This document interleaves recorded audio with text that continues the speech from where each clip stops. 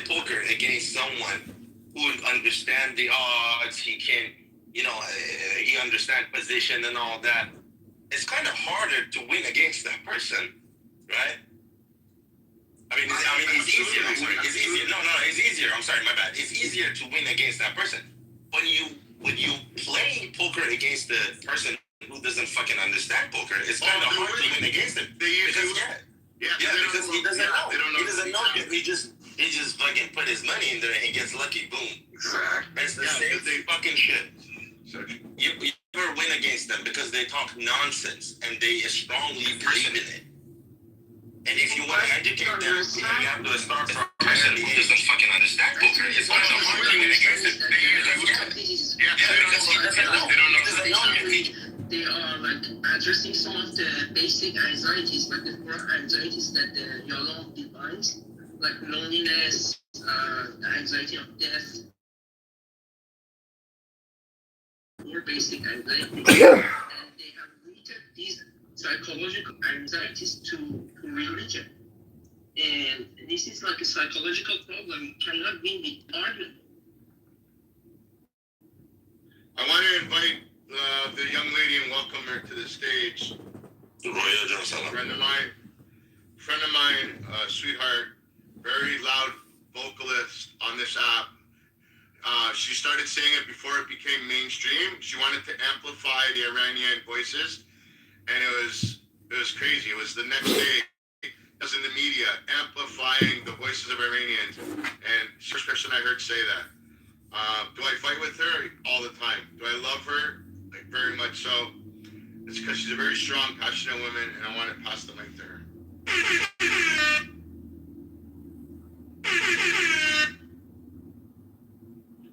And oh, wow. Okay. Hey, yeah, I'm just on my lunch break.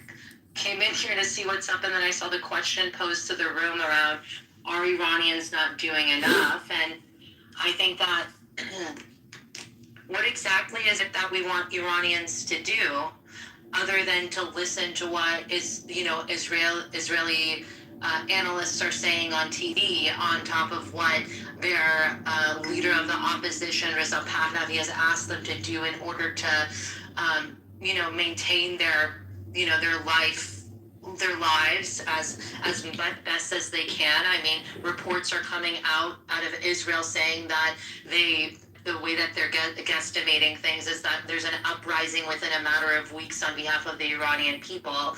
I mean, Iranian people have been going to their families, if they go to their own child's funeral on the day of the Persian New Year to maybe just for one moment be there at their child's grave, they're being taken into custody, and we still don't know what's happening to them. Right now, Iranians, every single day, more than 300 people have been, in the last couple of weeks, have been executed within these prisons. So Iranians are still paying quite a heavy price. And I don't, a better question isn't if unrest will return, it's whether the next wave becomes coordinated enough to actually challenge the system. That's a better question to ask. And so I think that context and framing, I know that, I definitely know that the intent of this room is something good. Let's just try to make sure that intent and content match up with and are meeting the moment in a really appropriate way. Absolutely. I agree with that too, because it could be interpreted that, the poll question could be interpreted that they're not doing anything at all. I get where you're saying, Roya. Whereas a lot more nuanced than that. It's what's going to have to happen is, like you're saying, is phase 2 is what we're really going to watch and see what the Iranian people do. And if they, fail there, then maybe there's some more criticism that could come from that, right? Basically, Roya? I'm just saying that we don't need to be actively in a time in which, so much of the world is in pain. We're in a very critical, high stakes, high anxiety. This could be the Berlin Wall of our generation. This could be something real. This shit is hitting the fan quick, and we want it to come to fruition. Revolutions are something not to take. It's a very the moment and environment for revolution to happen is something rare and few and far between. And when the opportunity comes, one must be ready to take it by the horns and make it happen, right? And so I think that, again, the better question is like, what are the parameters that need to be put in place? What structurally, globally, attention-wise, military-wise, needs to be put on from the external forces, right? Is that going to be enough to create a crack in the apparatus of this regime? Or is what we're doing enough to, create the environment that's right for people to uprise? That is the situation for almost most of the successful revolutions of human history. So I do think that on top of the internal, mobilization of people, which is something that, I know that's not the intent, and I'm not even saying that's this real. I'm just noticing like it's being examined more on an interpersonal level, whether that's the intent. I'm not accusing anyone of anything, but it's just a little bit demoralizing because I don't understand why people would think that a nation that just lost 50,000 of its people and are searing in anger about this regime. I think that they've pretty much made the case with the blood of their children, the blood of their families, and that they don't want this regime anymore. And I'm kind of getting sick and tired of that question being posed instead of having questions that are actually pertinent to the moment. Like what? Like, when is the next phase going to kick in? Is what the U.S. and Israel doing? Is it weakening the infrastructure, the regime enough in order for people to be able to topple it in the next coming weeks? I mean, these are the type of questions that would be interesting to examine as a group. As a first-generation Iranian-American Jew, I'm interested in understanding people's perspectives of this geopolitical and cultural moment, so that would be an interesting topic. But that's just my 2 cents. Who was the gentleman? Was that Pontus? There's Shalom. Hi, Pontus. Shalom. And Shalom to everyone else. Hi, Pepe. Shalom. Shalom. Hey, Paul. What's up, Pepe? Howdy. And I think, and to add to that, I think it's important to add, is are Iranians doing enough? It's for the people that are against Iran and are for the RGC, and then they can come in here and hear strong voices that, yes, they are doing enough. They're waiting to march to be able to take back their country. And here instead of going into rooms that are slamming Iranians and in support of the RGC, I think it's important to have the opposite and clickbait them in, and they're like, it's my room, it's against Iran, and then they can hear from strong Iranian voices, yeah, they're waiting for Reza Pahlavi, they're waiting for Israel, they're waiting for the United States of America to say go to the streets and them to take back their country. Well, I feel like another question is what mechanisms would allow decentralized protests to become a coordinated action? What's missing? Is it... Why did you give BB a mod? That nigga's nasty. Honestly, that nigga's fucking dirty. Thank you, bro. How you doing, you one-tooth wonder? here we go. Lollipop in the mouth. Lollipop in the mouth. He got Yo, this nigga is such a snitch. I was in another room and this nigga was out here such a nigga's whole plan. Like, why are you such a rat? Like, you don't have to be a rat. Like, you could be a real nigga, but no, you choose to be a bitch nigga. That's crazy work. Okay, what plan? Air it out, man. Air it out. What room? This is the only room. No. Yo, this guy's such a liar. You see, now I know why Matt was on your ass, because you're such a liar. Nigga, you're such a... I'm not gonna argue. So tell me, you little booty shaker. Come on, tell me, you one-tooth fucking wonder. You like Ray Charles with a fucking queer. Come on, tell me. Listen, all I know is... Come on. Everyone was right about you. You was a fucking liar. I know. Tell me. Who even gave this nigga a mod? Like, who gave this nigga a mod? That's what I want. Oh, that's so sad. You're so hurt. But guess what? But I bet you can't fight me in real life, though. Can you? I'll slap you. Wake up next week asking for a fucking lunch, buddy. They go, you stupid man. Nigga, I will make you hold my pockets and then have you run into the store. You will be running to the store for a bag of chips for me. Okay, anyways, let's stick on topic. Okay, never mind your queer shit. What do you think about Iran? I want to know what you honestly think. That's honestly no one thinks so. What do you mean? Should Iran host the next parade? Nigga, do you know you should have the next dick in your mouth? That's what you're gonna have. The next dick in your mouth, bitch. That's exactly what you're gonna motherfucking have. There'd be a competition between Israel and Iran who holds the best gay pride parade. Listen. What? I believe there should be an after party and it should be in your mouth and everybody should come. Listen, all I have to say is, yo, Oh my God. What a mess. What a mess. Farhad, how are you? I do, Farhad. listen, all I know is at the end of the day, you can't fight me in real life, that's all. Okay, I know you're right. How are you guys doing? Good, we're just dealing with some gay guy on stage, but that's okay. How You doing? can never deal with me. Like, honestly, man, I am disappointed in you for giving this guy a mod. Why you give this nigga a mod? Well, we'll have to deal with that later. Sorry. Little booty shaker. If you're not going to say anything positive or conclude, like, anything that has anything good to do with the room, or even be viral a little, like, create some content. Don't be saying the same thing. Like, if I wanted any more comeback from you, I would ask you to scrape the roof of your mouth. But it's stale with you. Nigga, the only thing is your whole fucking personality, nigga. Okay, there you go. Sorry. Farhad, I apologize for the dirty trash that was on stage right now. We just cleaned up the room. I had janitor come in and throw out the trash. If he learns to behave himself, we'll have him come back up on stage.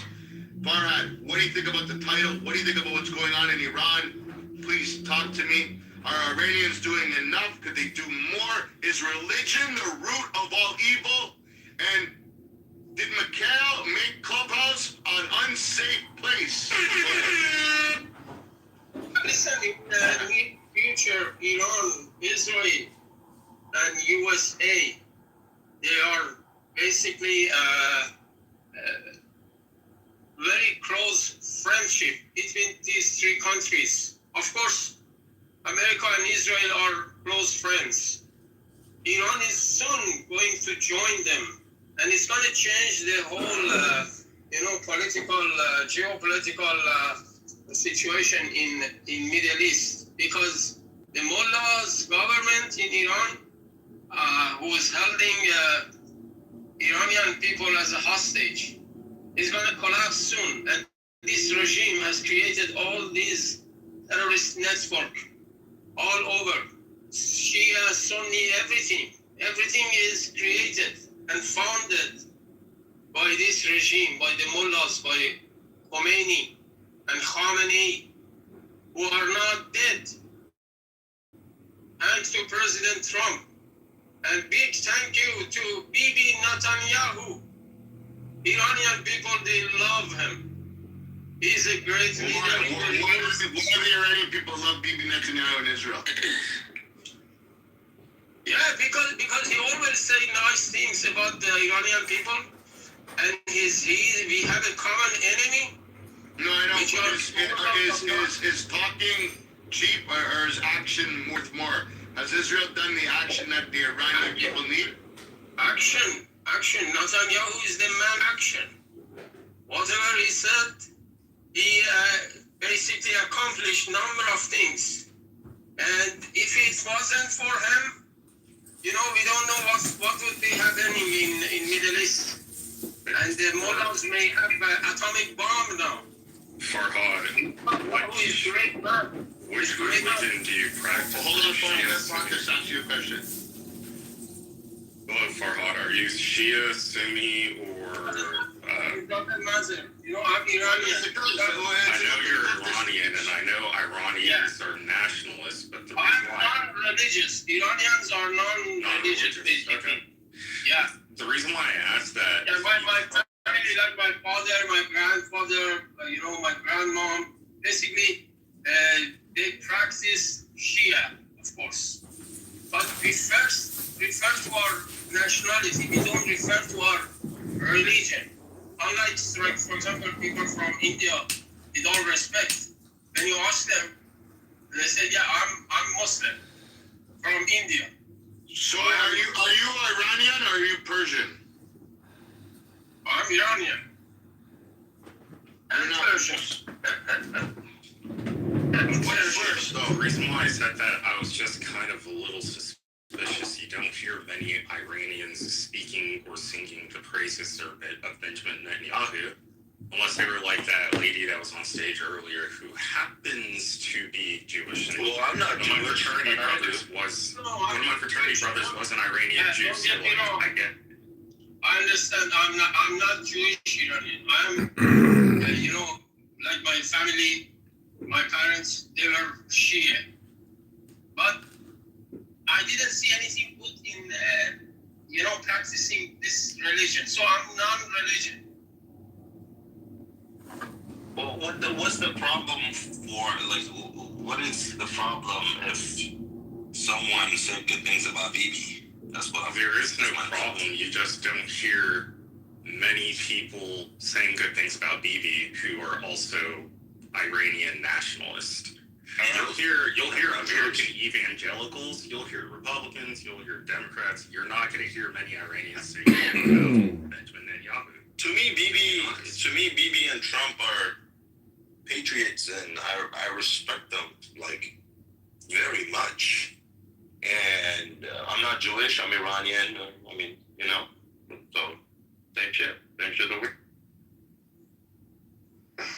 Wait, Pontus, this is so unclear.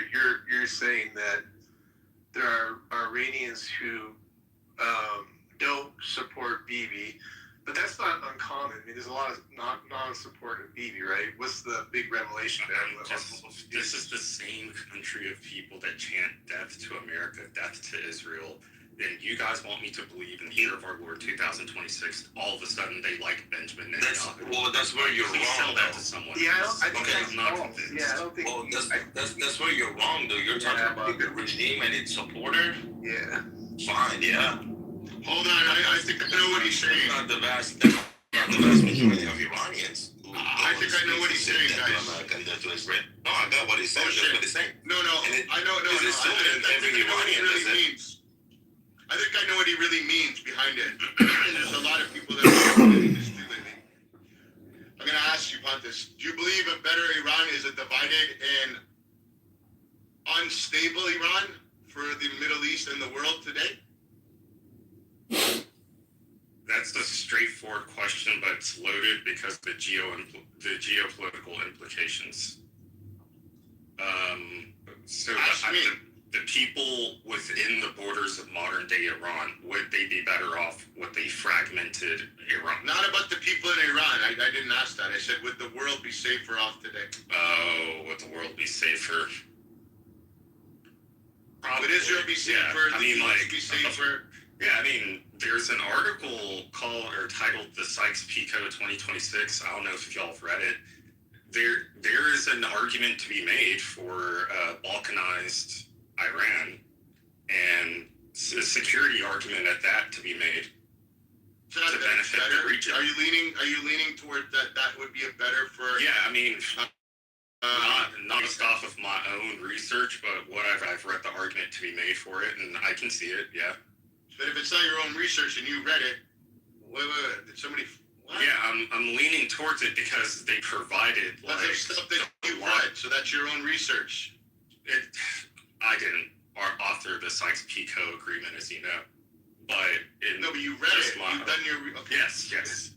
So I read it. They provided their sources, their arguments and stuff, and I'm like, okay, yeah, I can see that. I can go along with it. Dima, do you agree with him that a better I'm just world providing today my would be a source. unified, balkanized, separate, unstable Iran would be the world would be in a safer position? Dima?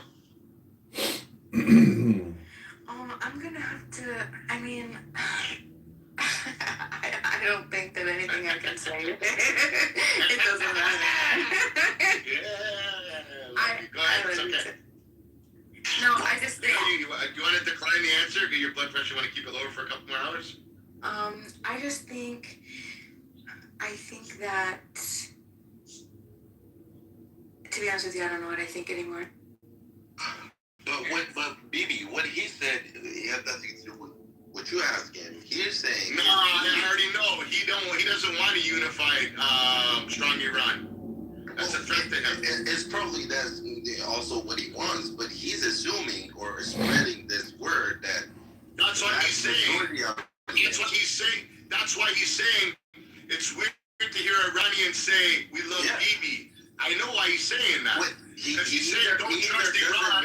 Don't trust Iranians. He's saying. I know what he's saying. Know where he's doing it intentionally. This is all he's intentionally doing it. You know. Continue. He's saying they can't be trusted. Okay, I'm going to ask you a straight question. Yes. Can Iranians be trusted? Absolutely, they can be trusted. So then, why would you question what OSHA was saying that Iranians are saying, "Thank God to Bibi"? And you just said you haven't heard that, and you don't understand why they could say that. No, so here's the thing. Muslims are the majority of the people. They are not the full people. Look, vast majority of Iranians hate the regime, right? When vast majority of Iranians hate the regime, that means those people are not going in the street and say death to America, death to Israel. So it shouldn't sound weird to you at all. Interesting. Yeah, I mean, by default, that's that. But does that make them pro-Israel, though? That's the question, I think. That's right, Ocean? Just because you hate the regime doesn't make you pro-Israel, right? Is that what it doesn't make you. I am pro-Israel myself. I can speak for myself. I'm pro-Israel for sure. I'm not Jewish, but I'm pro-Israel for sure. And it has nothing to do with Bibi doing this and basically helping us. I've been this way for a long ass time because the truth is out there. It's the Muslims and Arabs' fault for all these conflicts, throughout this fucking decades of war and shit. It's not Israel's fault. They did it. They brought it themselves. So it is what it is. Okay, so now let's kind of recenter me real quick. And I'm open to y'all giving me the objective outsider perspective of how I interpret this. But my question still stands. Why in 2026 am I, and probably a lot of other people, hearing about this coalition of I'm not even going to say Israeli, pro-Benjamin Netanyahu, tangentially Likud government, this coalition of Iranians that are in support of Benjamin Netanyahu? Why am I just now hearing about this? Well, a part of it is probably because he's helping Iranians. But again, we're going to take a small break for 2 seconds. Everybody hold where they were. Nobody come off mic. I want everybody that's in the room that has red tickets in their profile. I see Pepe and you're a loyalist. I don't understand why. But I see Meg, I see Nina, I see Michael, I see Mathilda, I see Diogenes. Bunch of people in the audience, please click on the top of the screen where it says President Trump. When you click on it, it's gonna say join house. Cash in your red tickets. Once you cash in your red ticket, they're gonna give you a green ticket in exchange. You can hand the drink girl at the bottom. She's gonna hand you a dirty martini or whatever drink you want. There's free hors d'oeuvres. There's also, we've got installed this earlier on this morning, there's a sex swing. If you are disrespectful while you're on stage and somebody screams, shoot ya, and you get shot and thrown to the bottom of the stage, you can enjoy that sex string and get fucked. Don't disrespect the mods. Enjoy the room. Don't interrupt people. Let them speak uninterrupted for at least a minute and a half. And if somebody is disrespectful, especially towards women in this room, scream, shoot them, and I will shoot them from the bottom of the stage. I stole that from Bima. Please enjoy. Join the house. Have fun. Let's have good conversation. Please invite people. It's a 2-for-1 raffle. You invite people, we'll give you 2 tickets for your raffle. It's a 50-50 draw. It'll happen next week. We'll let you know. And then yes. Okay, so go ahead, Ocean. I apologize for interrupting. Yeah, so part of it. Sorry. Go ahead. What Trump did, I talked about the whole. I wanted to say something. I was in the room and I called someone a whore and I was immediately accused of being a misogynist. And I wondered, fucking guys. you realize what you're saying is that whores don't exist, or if calling a woman a whore, you understand? Like, if calling a woman a whore means you hate all women, you're saying all women are whores. That's the logic that would be implied. So the issue's not mine. I love women. I'm married. I think women are great. I think they're essential for reproduction and thus our existence as a species. They're really fantastic. Really what I want to talk about more than anything is your perspective as people in the room called President Trump, or the House President Trump, how you're dealing with the lying. What is it just a broad expectation that he's going to continue to lie and that's okay? You're going to have to be specific with what lies you're talking about, sir. Yeah, for example, when Trump says, I'm going to do this thing in this period of time, and then says, I'm not going to do that thing, that's a lie. And even my children understand that you don't change your mind ever? You don't change your mind? So to change your mind is a lie. Do you love your wife? Do you always love your wife? Yes. do you have questions, BB, about, do you have children? I don't know, because if you try to tell a child, we're going to go out for popsicles, you say, child, we're going to go out for ice cream tonight. And then you come home, and, you had a hard day at work, things didn't go the way that you wanted. And you take off your jacket, and your kids, they storm you, and they say, what, we're going for ice cream? And you're like, what? Daddy, you said we were going for ice cream. And you say, no, Daddy's too tired. I said, Daddy, you said, and it's like, I'm changing my mind. The children understand that you lied to them. Because when you made the obligation, you committed to doing the thing, you didn't qualify it. You didn't say, we will go for ice cream tonight unless Daddy is too tired. And so the children recognize that is a lie. You deceived us. You told us what we wanted to hear just to make us happy, and you didn't intend to deliver on it, or you had some hidden qualifications which we were never privy to before we set our expectations. So have you ever changed your mind, sir? I'm asking. I've absolutely changed my mind. Have you ever changed your mind without pre-qualifying what you were saying? I have absolutely changed my mind. But I would offer to you the suggestion that when I change my mind with regards to my relationship to my children, which is very important to me, it doesn't have national implications, and that in my capacity as an employee of a company, I am not allowed to change my mind offhand. When I say that I'm going to do it, if it's going to lead the company down to destruction, and you change your mind to lead it on a better path, you've done something good. And maybe the childish people that work for your company don't see the better future that happens today, but will affect it tomorrow. But the people that are looking at the long game and understand and have trust in your leadership, understand why you made that decision for a better country and a company that'll lead them to prosperity, more income, and a better retirement plan, and they have faith in their boss. So has Trump lied, in your opinion, has Trump lied to the American public? No. He has never lied to the American public. No. Okay. I think he rearranges things for a better tomorrow.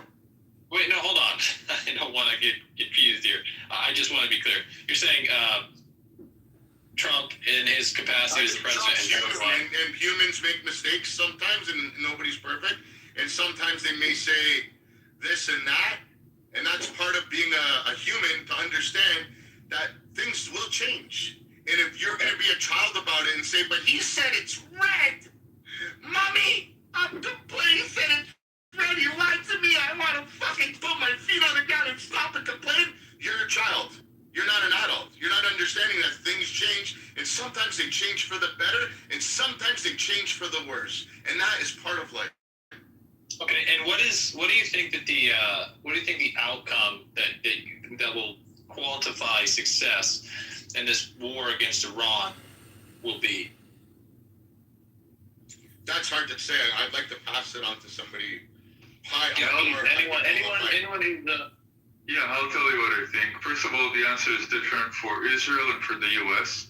For the U.S., it would be... I'm only asking about the U.S. I don't give a fuck about your little project, Israel. Right. I care about the United States.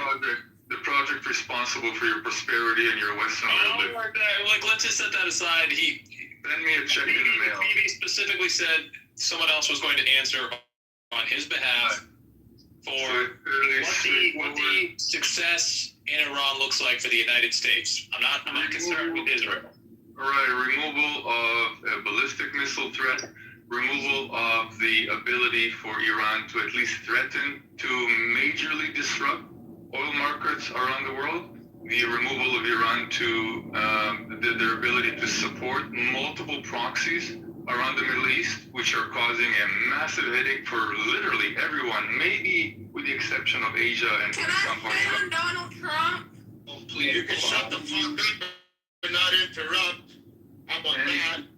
And the removal of the potential for nuclear weapons in the short and medium-term future. So no ballistic weapons, which are almost guaranteed to I'm be going to accomplished. shit on you if you don't let me shit. Put it on sex swing thing. No nuclear weapons, which will Enjoy the sex swing, get fucked. Good. I'll recap. No nuclear weapons, I think that's accomplished for at least a number of years, many years.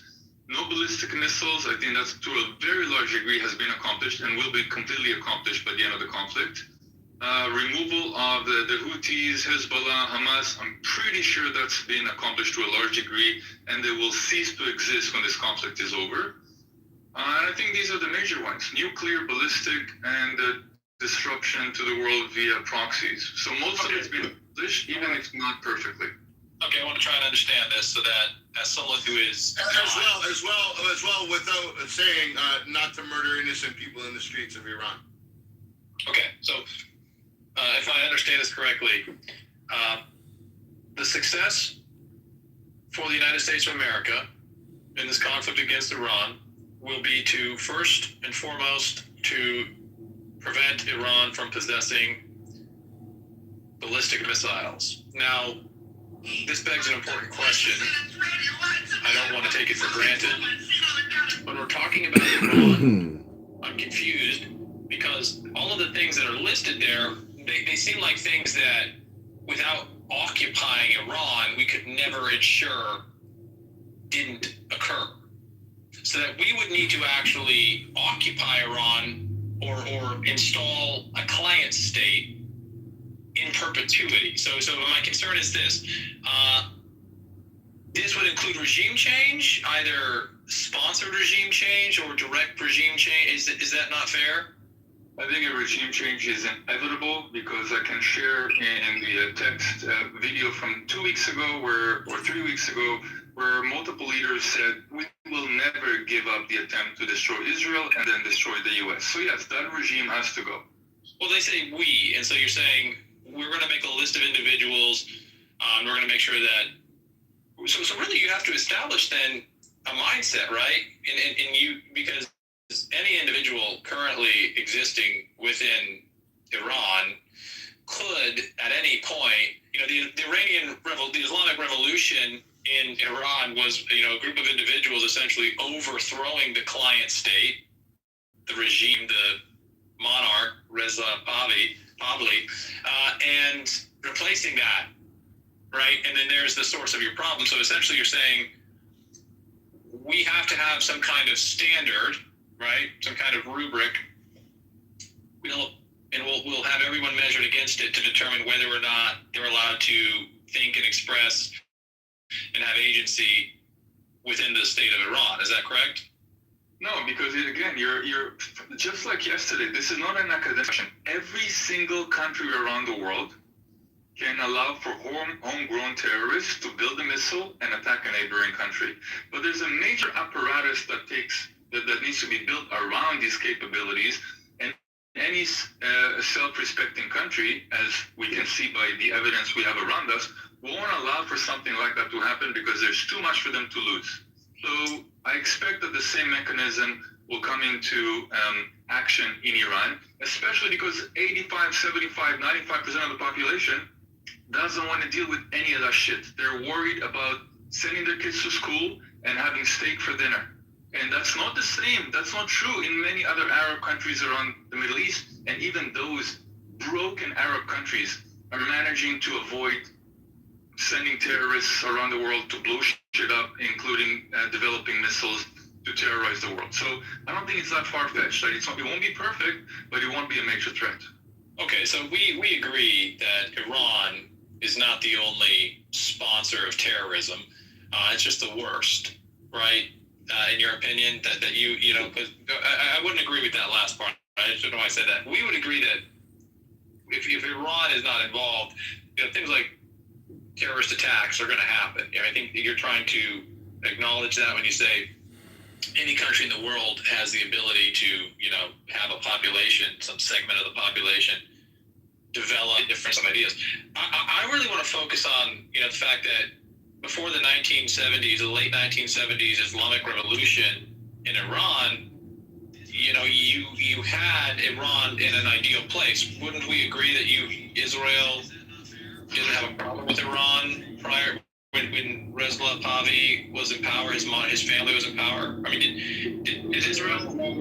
Israel had a love affair with Iran, and common geopolitics trends and circumstances, some of which could be blamed on the West, fucked it up. But that's not to say that it was malicious or designed that way. Who taxes you 50% lies about COVID-19 vaccination, wants to get rid of the law and your right to own guns, takes money from APEC to bribe Israel and Israel funding war support, then gives $15 million to developers and IT corps.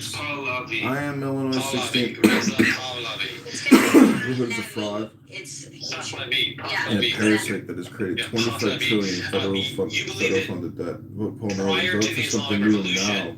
Iran was acting in a manner that is reasonable, and it shouldn't have had its affairs interfered with. Before I move past that, I hope that you'll help me understand. Was that an ideal situation for the majority of the population in Iran? For the majority, yes. I understand that there's some people that were not happy with what you refer to it as the status quo, but that there's always a segment of the population that feels underprivileged, underserved, you know, and so on. Yeah. Who was it then that was ultimately responsible for the Islamic Revolution? What foreign nations sponsored and supported or incited that overthrow? Mainly, it was a leftist. Most of them were leftist. I don't know what she's saying. She's saying leftist. I'm talking about. So what I'm trying to bring into your consciousness right now, and then hopefully as we move past that specific point, is the understanding that there are always going to be conflicts between human beings, and those conflicts are going to play out in a microcosm and in a macrocosm. We're going to have conflicts in our interpersonal relationships. We're going to have conflicts in our communities. We're going to have conflicts between states, conflicts between nations. We will never do away with conflict until the last man, woman, and child on this planet has ceased to exist. I mean, this is a eschatological basis, and every religion recognizes that these struggles will always exist. So when we look at our conduct, and I mean when the United States collectively looks at itself and its conduct, we should always base our actions on the consent of the governed. Now, with a specific focus on Iran, I'm being told by Tom that the Pahlavi, the monarchy, that is an ideal relationship for the people of Iran. That he is in a good place. Now, right at this current moment, one of the conditions that Tom has offered as a satisfactory outcome from the United States' undeniable interference in Iranian affairs is to eliminate the regime. You can define that as you'd like, or as narrowly as you like. It isn't relevant. There was a regime change, though, and that regime change resulted in the Islamic Revolution taking power. And I'm trying to help you understand. I'm hoping everyone understands. The Islamic Revolution was the people that were Iranian expressing their will and seizing control of their state. Now, all revolutions, all successful revolutions, success being defined as coming to control the national policy of the geographic region, all of them are the result of people utilizing their AC and acting in concert with one another. So my question is really, who was it that came from outside of Iran? Hold on. This goes back to, remember how you asked you for ice cream and you were tired and you said no? And you changed your position? Why can't people change their position and realize that for 47 years they're being held as hostages in their own country and maybe they've made a mistake? Well, so I'm not going to tell you that I'm being, hold on. Tom made an argument, and I think it's fair, and I think that it's a reasonable and pragmatic perspective that at any given time in any given nation there are going to be a subset of the population that are not happy. You can please some of the people all of the time, and you can please all of the people some of the time. So do you believe that the people living under the IRGC are living fruitfully and like living okay? Do you believe yeah, go ahead, sorry. Yeah, I think that it's absolutely none of my business as an American who is staring down an illegitimate government with $40 trillion in nominal debt, 80 to 100 trillion in unfunded liabilities that is essentially bankrupt, interest payments for which are outstripping tax receipts, to bother with invading a foreign sovereign nation, especially when we have the domestic capabilities and capacities we do. So hold on. Your neighbor now, if your neighbor's getting home invaded, do you just, like, and you're driving and you're pulling in your driveway, do you just run into your house and lock the door and go to the bed and hide under the pillow? Iran's not our neighbor. They're on the other side of the world. No.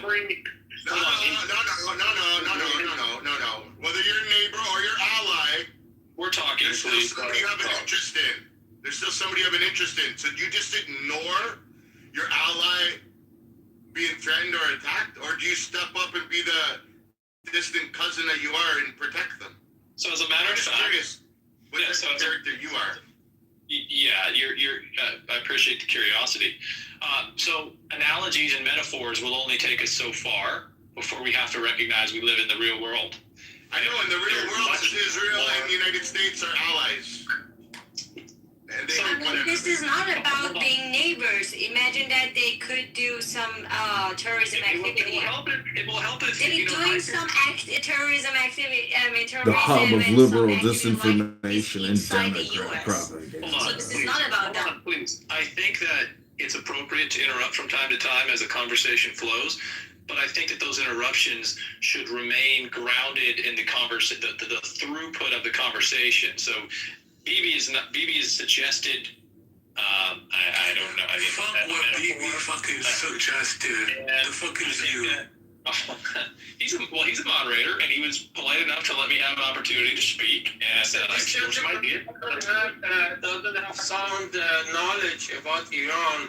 If you don't mind, let me get into the discussion, because he just ignores the rule of Ayatollahs of Iran in spreading all the ideology of killing Americans, killing Israelis, death to America, death to Israel, and this has started 47 years ago.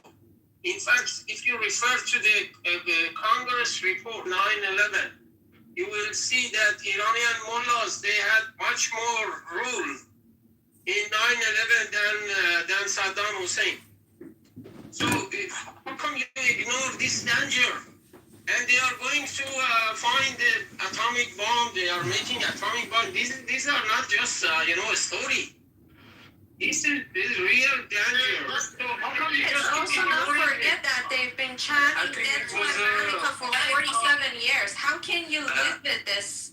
It was a bad move to assassinate because Israel controlled America. I'm going to politely bow out. BB, I respect you giving me an opportunity to speak. Thank you. Tom, thank you. It was a pleasure. I do think that there's Yeah, okay, I'm seeing my way out right now. Tom, I do respect your opinion. I would like to disagree with you and have a discussion, but I don't think we have time. I think you he's leaving. Okay, well, I think it was a bad move for assassinating the. Asked earlier, hey, what foreign lit the fuse of the Iranian Revolution, or rather the Islamic Revolution in Iran. I wanted to point out, I didn't have the opportunity to say this, Ayatollah Ruhollah Khomeini was in exile for 15 years prior to returning to Iran and leading the revolution. He was in exile in Turkey, Iraq, and France. And while he was in exile, he was just planning his revolution or his return back to his home country of Iran. Of course, I don't know if that would have furthered the conversation. We were going philosophical. I was picking up what he was putting down, but it was more of a dance with BB and Diogenes anyway. I was just adding in that context. Do you think that it was a bad move assassinating the Pikachu, 1 second. Everybody, I still see a bunch of red tickets. I want you guys to all, if you're going to be part of the house, you want to be part of the conversations, I want you to cash in your red tickets at the top of the, if you don't know how to do it, pretty simple. Quick 2-second tutorial where it says President Trump. There's a little arrow pointing right. Click on that. It'll say join house. Enjoy the time that you're here. Respect the mods. Please, if you want, check out the rules of the house. If you're being disrespectful to any of the mods, any of the women, especially in this house, are on stage. All you gotta say is shoot him, and I'll drop him. Shoot the motherfucker. There you go. You get shot. And I'll drop him from the top, from the stage to the bottom. And then, Mikhail, you can enjoy yourself. Today we purchased a brand new sex swing, and you can enjoy yourself and get fucked on that sex swing.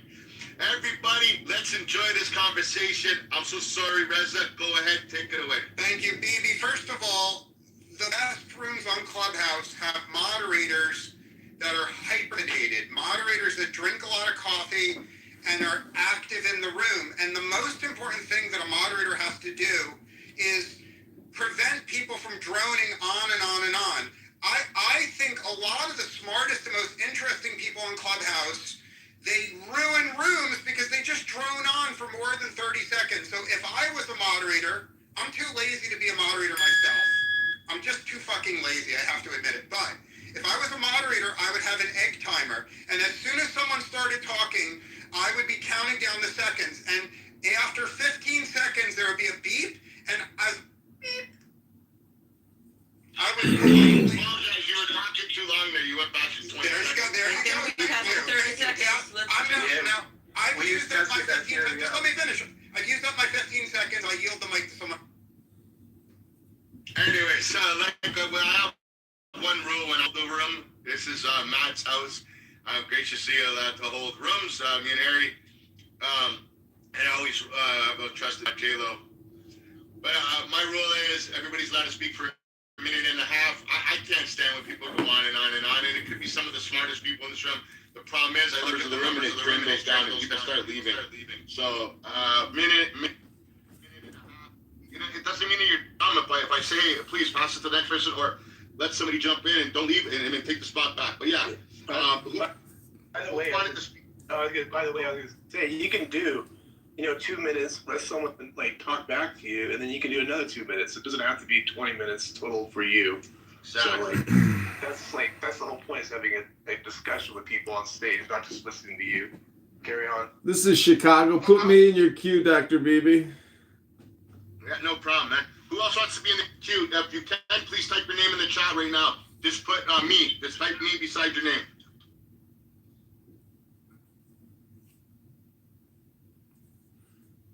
All right, you know what? We're just going to pass it right away to Keegan and then Chicago. And Ocean and Mary and then David. Please remember that. Keegan, Chicago, Ocean, Mary, David. Go ahead. Yeah. Thank you to the room. Listen, I'll continue to say it until, I'm beating a dead horse, but, I feel like I need to beat this dead horse because Americans, I feel like, are just being really dumb about this. Guys, it's time to let go. All right, Israel is not an ally for us anymore. They're not. It's not strategically smart, right?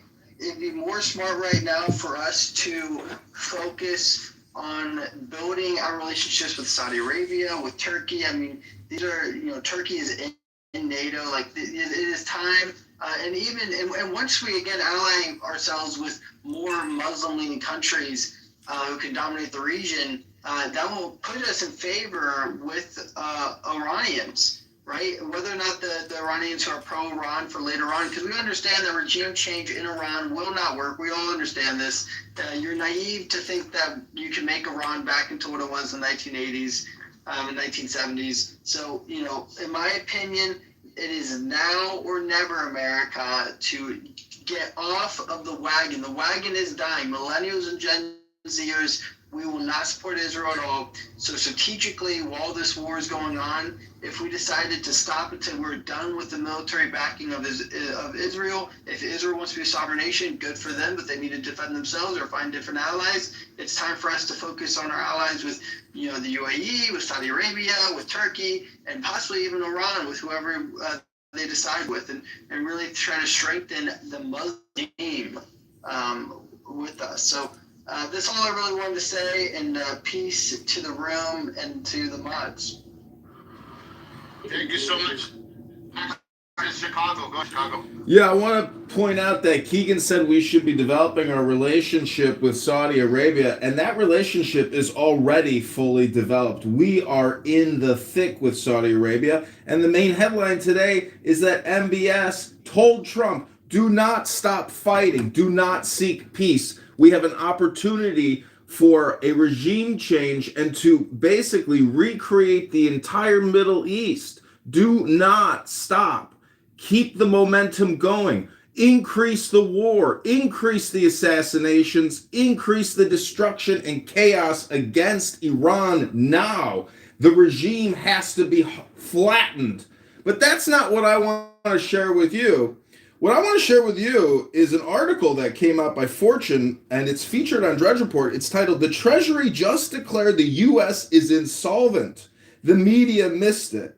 This is what it says. The U.S. government's insolvent. That's not hyperbole. It's the conclusion drawn directly from the Treasury Department's own consolidated financial statements for the year 2025, released last week to near total media silence. The numbers: $6.06 trillion in total assets. That's $6 trillion in assets versus $47.8 trillion in total liabilities as of September 30th, 2025. Importantly, the $47.78 trillion in reported liabilities does not include the unfunded obligations of social insurance programs like Social Security and Medicare.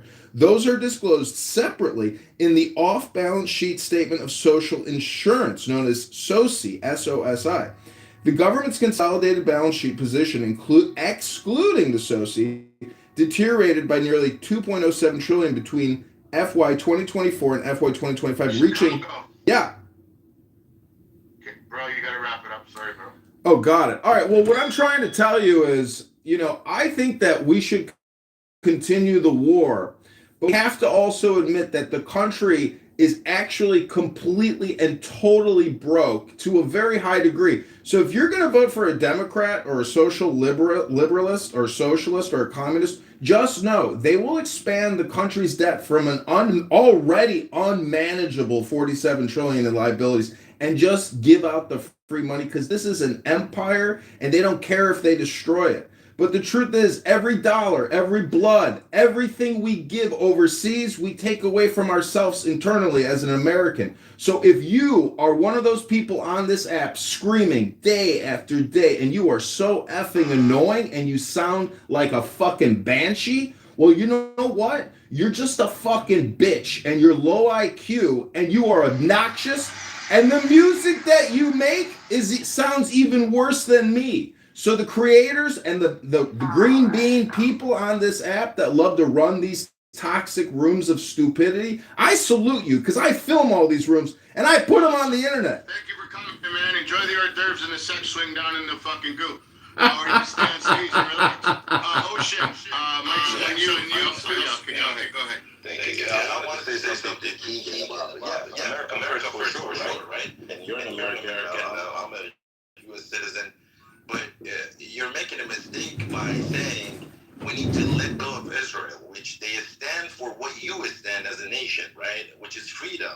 and increase our friendship with countries, Arab countries, Muslim countries, who are absolutely against freedom. It's in their religion.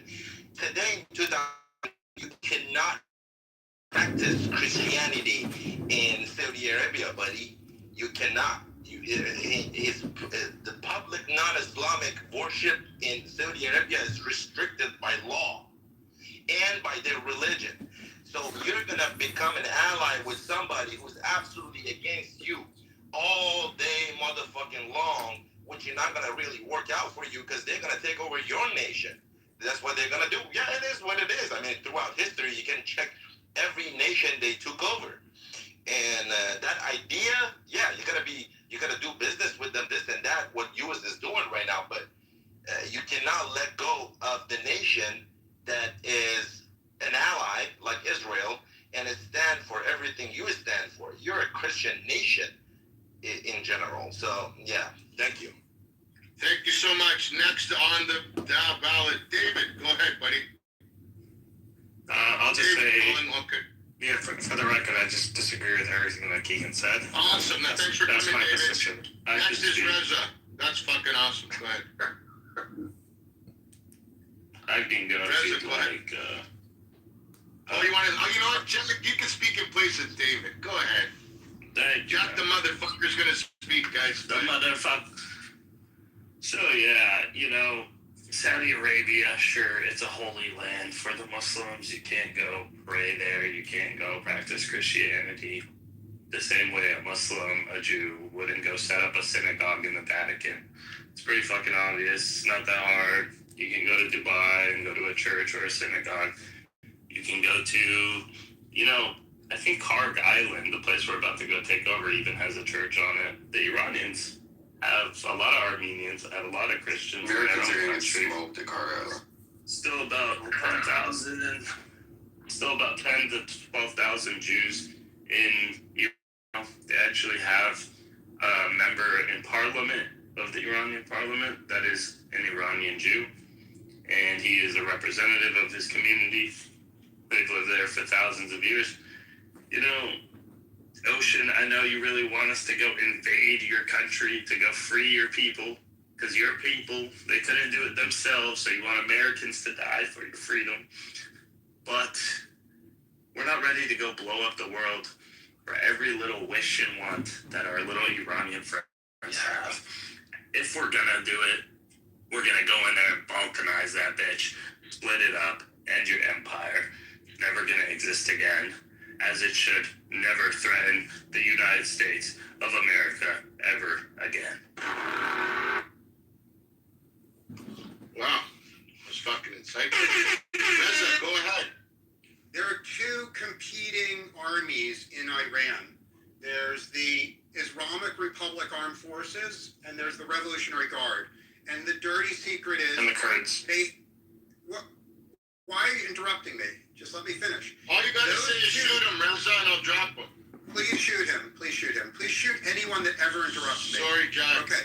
So, the bottom line is those two armed forces need each other. And what's going on right now is the U.S. is sending text messages to all the officers in the regular military saying, America has no quarrel. In fact, America wants the Iranian military to run the country. What America is doing is we are going to murder every single mullah, every single member of the Revolutionary Guard. After we've killed all of them, we want the regular Iranian military to take over the country. And we are happy to have a peace deal where the Iranian military runs the country. We don't insist that Reza run the country.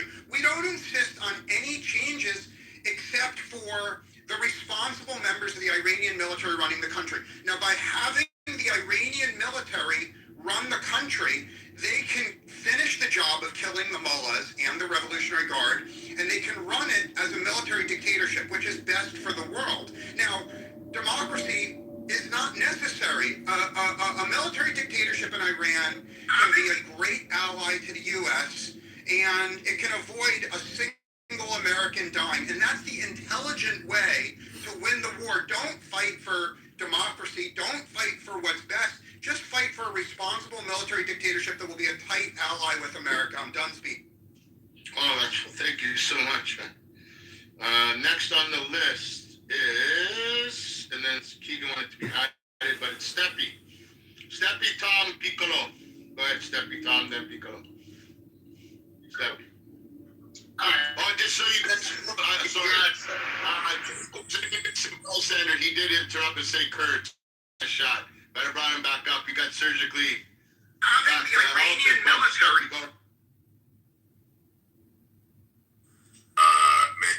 Oh, okay. Hey, I was just going to bring up what Jack said about Card Island. You know, I mean, there's a lot of good leading factors with Card Island. I mean, I also want to touch bases real quick with Reza said. Tell you the truth, I think the RLDC would actually double down first, probably fully dismantle if ground troops hit Card Island, because the realization of actual combat engagement against the U.S. forces would be more traumatic visually. I'd say in the game that the goal would be that the regular military of Iran would empower. I don't really think it's for the people to overthrow their government or their regime. It's more the military to basically overpower it. You know, the people protesting will basically amplify and encourage the regular army to basically eradicate the IRGC. Other than that, just updates, you know, our Apaches and A-10 Warthogs are just basically belt to ass to the jet boats. You know, they're out there trying to play Miami Vice against fucking, you know, a death wing of fucking pilots. You know, so all the IRGC guys down, the listeners that are beating their dicks off, saying that they got this, you don't. You know, they're basically taking names and fucking letting it go. B-52s were out just basically carpet bombing critical targets. So yeah, I mean, I just want to let the IRGC guys that are out there making all this propaganda to show how dominant they are. That's how low they are right now, because that's the only control they got is the media. I just want to remind people strength or sophistication. My administration is taking every possible saying that, you know, America are invading and they're doing this. You're doing the IRGC's work when you start spouting out that bullshit. Just so you guys know, you're feeding into the propaganda and you're projecting it. That's what the IRGC knows. Sophistication. My administration is Harry and BB had a party. What do you think, Steppy? I said, hey, tit for toe, they cannot compete with the U.S. Armed Forces. Tit for tat. But what they can do is cause social discomfort in the platforms of social media. They can basically put pressure on the civilians through, through AI and imaging to make it look like it's more cause than damage, and then put pressure on the administration. So if you guys are jumping in here saying that, well, maybe Trump is doing wrong because of this tactic, and you're feeding that narrative, you're actually doing work for the RGC. All right, I'm done. Go.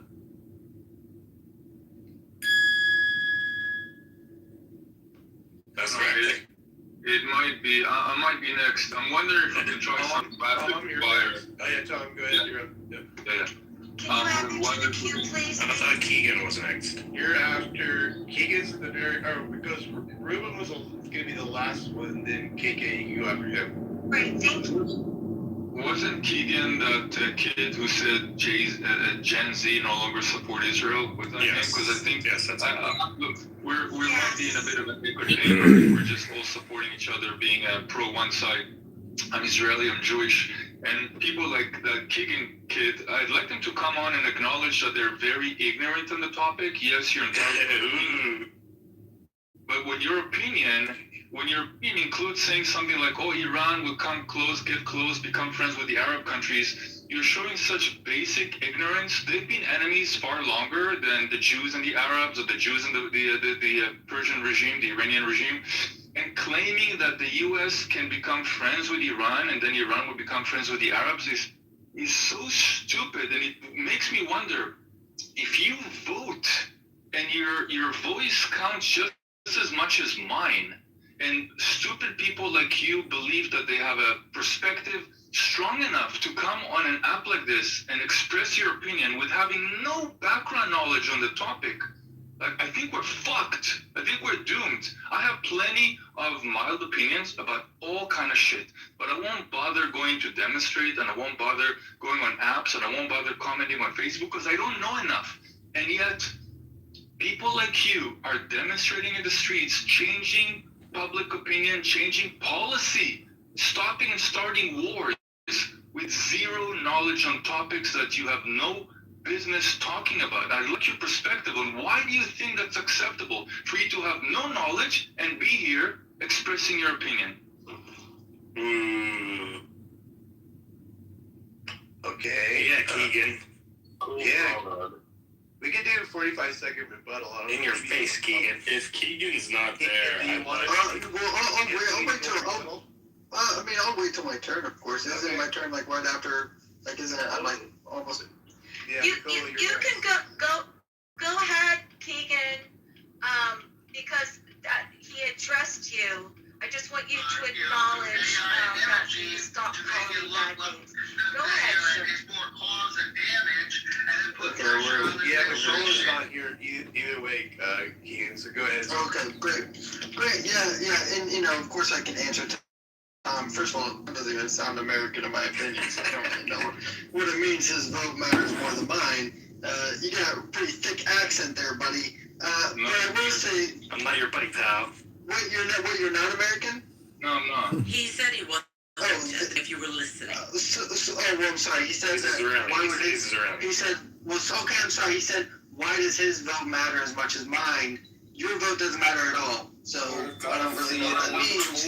I'm speaking on behalf of people who share my opinion here and who do vote, and I think there's a few. Okay.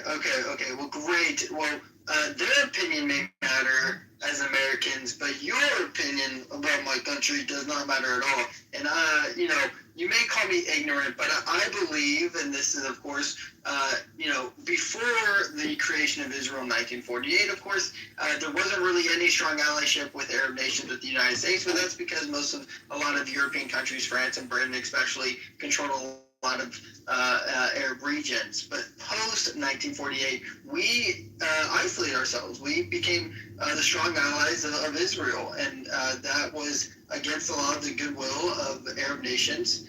We don't see the same Muslim invasions and Islamic terror that we do in China and in Russia, because they have a better standing with those countries. The idea that, I forget who said it before, but the idea that either we ally with Israel to get rid of these Arab countries because we don't want Arabs to take over the West, even though Arabs are taking over the West. Fun fact, London is majority Muslim now, and that's because we have created refugees. So either you tell me, either we create refugees for them to come to the West, or we allow a stronger allyship with these Arab nations, and we say, hey, listen, number one is the United States is never we are not an immediate threat. There's not an immediate threat from any United States. We are strategically placed in we have a great region, and on top of that, we are a nuclear superpower. We have the most nukes out of any single person. At any point, we say Let's break it up, and maybe the room will grant us a couple of minutes. Let Keegan speak. Well, but you can't make 5 points and everybody forgets how to address them. We move on, all staying ignorant. So let's try this. Oh, I'm so sorry. You mentioned that we created refugees. Would you mind? I really appreciate it. You mentioned refugees. These are economical refugees. A tiny fraction of them are from conflict. So again, you're basing in your opinion, the West created refugees, and look at these refugees taking over the West. Dude, these refugees are fucking coming to fuck white women and to get jobs. These are not war refugees. And the fact that, again, you gave your whole opinion on that, well, it is what it is. I'm being politically incorrect, pardon me. I'm generalizing too. So complete nonsense, okay? And the reason the Arab world doesn't have a good relationship with the US is because your values are completely in contradiction. You think you can just make friends with your neighbor when your neighbor beats his wife in front of you, beats his children in front of you? If he has a gay son, he kills him in the backyard, and you would be neighboring with him just because you want to have a good relationship? No, you have to share values. The West does not share value with the Arab world. The only reason that some of them get along is because of oil money. And China and Russia don't have a Muslim problem because China puts 1 million Muslims in war camps. If you fuck around with China, you disappear. If you fuck around in Russia, you get shot in the street. That's why I don't have a Muslim problem. And by the way, they both have a Muslim problem. Just look it up. But you're so ignorant. You don't know any of it. So you keep spewing stupidity, expressing your opinion and backing it up with factually simple, wrong information. And again, I'll ask, why do you think you're entitled to that opinion when you're not willing to spend 5 minutes looking into these basic things? Yeah, again, the things that you say, Order number when I say 65. that they don't have the terroristic, Muslim, yeah, you're absolutely right that they have Muslims in those countries. I mean, first of all, Russia has a good amount of Muslims. So yeah, China locks up and imprisons Muslims and Christians are both alike. We say that, listen, we have to, you just told me that we can't be allies with people who kill gays, beats their wives, and don't have the same values as the West. Then why don't we just bomb China? Why are we not nuking China right now? Why do we have a working relationship with China? Right? Without a doubt, it's contentious, right? Without a doubt, there is always different forms of propaganda on both sides going about with China versus U.S. But you're just making no sense when you say it's not compatible with the West. But then we can somehow have working relationships with all these other countries that aren't that don't agree with us. Agree with me. I don't care what you do in your country. You can beat women all you want. You can kill gays all you want. That doesn't affect the United States. What I want is for my money and my troops and and American people not to die. So I don't want domestic terrorism. And the way, again, we create domestic terrorists to create the hatred of a nation. Is there a terrorist tax in Russia? Is there a terrorist tax in China? No, they lock up the Muslims, and the Muslims don't do a damn thing about it. That's the best part, is that they can't do anything about it. They just have to sit there, right? This is what I want. I want to be China with these Muslim countries. I want to lock up the Muslims, and then I don't want them in our country. We'll yield back to the room. Just going to say, China does business with the motion. You can laugh all you want, but they still do business with. China, but they're not suicidal. You need to differentiate between two types of regime: theocratic, communist, autocratic, whatever the case may be. China, Russia, North Korea. They're not suicidal. They don't have it in their constitution to destroy you, and if that requires them blowing themselves up, so be it. That's the difference. The Arab world is willing to. I'm generalizing, pardon me again. Many in the Arab world, and especially some of the leaders, are willing to commit suicide in order to take you and me. You can't negotiate with them. You can't be friends with them. You have to manage them. And as they become stronger with AI and nukes, and every 20 years from now, anybody can build a nuke in their basement. At that point, we won't be able to tolerate these countries being on our borders. Right now, we can. 1948, we could. You went back to 1947, 1967, we could have dealt with that then. But we can't deal with it anymore. Anybody with CRISPR can create a virus that will destroy half the world, especially China. We can't tolerate what we've been tolerating. And again, China and South Korea and Russia, they have interests. They want to live, they want money, they want to fuck, they want to eat, they want to do drugs and drink. The Arab world wants to kill you and me so they can go to heaven with 72 virgins. You need to understand the difference between these two perspectives and how one of them moved to the Arab world. I didn't know that I didn't know America was in the Quran. That's kind of crazy. I got a question for the Zios. You say this, right? You say Arabs have a lot of Catholic that Muslims believe. Why did you form your project to go move in the region with 400 million Arabs? But my family's been in Israel for over 300 years. Before then, we're not sure where we came from. So if you doubt the Jews originate from Israel, then I think... I'm talking about the Aliyah movements, right? Because Jews were massacred like rats and cockroaches around the world for 2,000 years, culminating in Holocaust. They concluded that they have to have a place of their own. And by all measurable metrics and all reason and all cultural, historical, pragmatic reasons in the world, the place that they belong to is Israel. Okay, but that's not true. You can live in a world of peace. You can have lives that are fruitful. But unfortunately, people are going to go and burn in eternity in hell because you got Jesus Christ. I'm just telling you accept Jesus Christ. Hey, wow, you demon, let me finish. I'm doing the Lord's work on the stage. You need to accept Jesus Christ and everything will follow. It'll be great. Christ is king, Pepe. That's anti-Semitic. But why did you move, Tom? Like you said, these Arabs must want to kill you and get 72 degrees. Jack, and not in the good way. Go ahead. Yeah, we're gonna end the back and forth. That was good. A little bit like that. That's fine. KK, you're up. I let them flow for a while because I. Wait, Ruben. It's your turn, KK. Go. Wait. Okay, great. Actually, KK, Ruben's first, and then you. I'm sorry, I am going by the queue here. Yes, I delegate my speaking privileges to. Jack interrupted Alan. How can you? Oh, thank you, Ruben. I appreciate that, Ruben. Or Kika. Yeah, and again, just final points here that Tom's trying to make.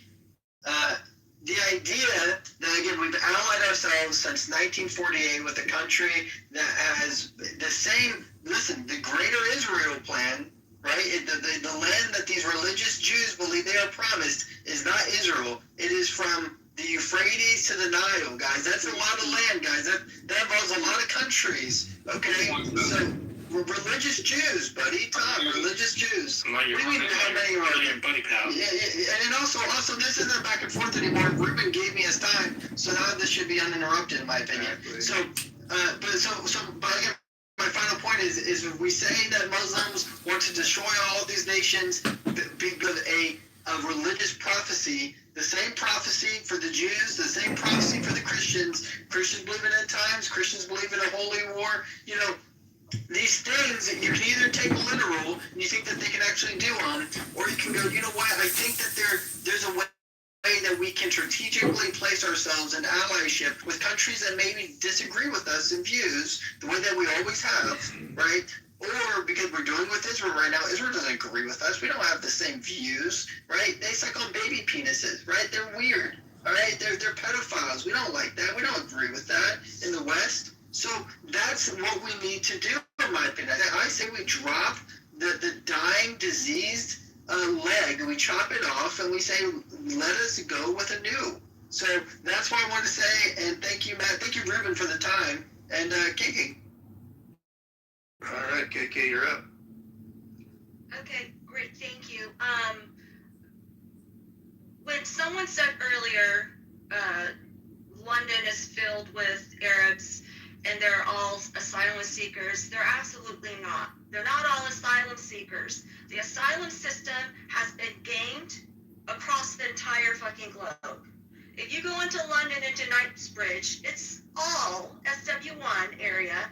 It's all Arabs, all of them. That's true. Some Arab just bought a license plate, a car plate. It's what they call in the UK. For $3 million so he can have his own number. Okay, that, all the supercars that I drive up in,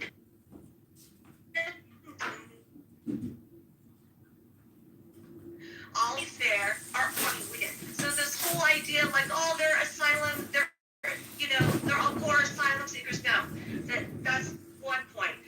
The other point of someone saying that we are ignorant Americans and don't know, you're right, a lot of us are, but unfortunately, for the past several decades, all Americans and Westerners, we've all been kind of led to believe that Arab nations bad, Western nations great. Arab nations, all Muslim Arab nations, and all the people that live in them are bad, and then they're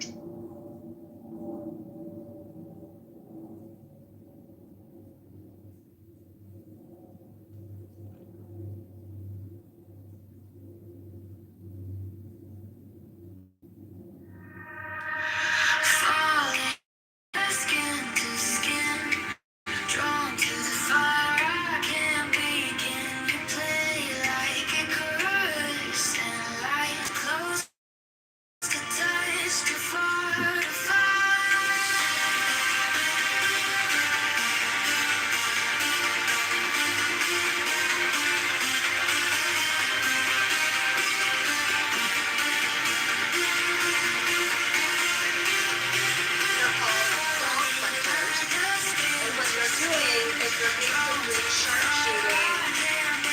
American Sniper style IRGC members that are just kind of standing out of posts and whatnot, and they're actually sharing videos of that shit. So I wanted to know if anyone knows of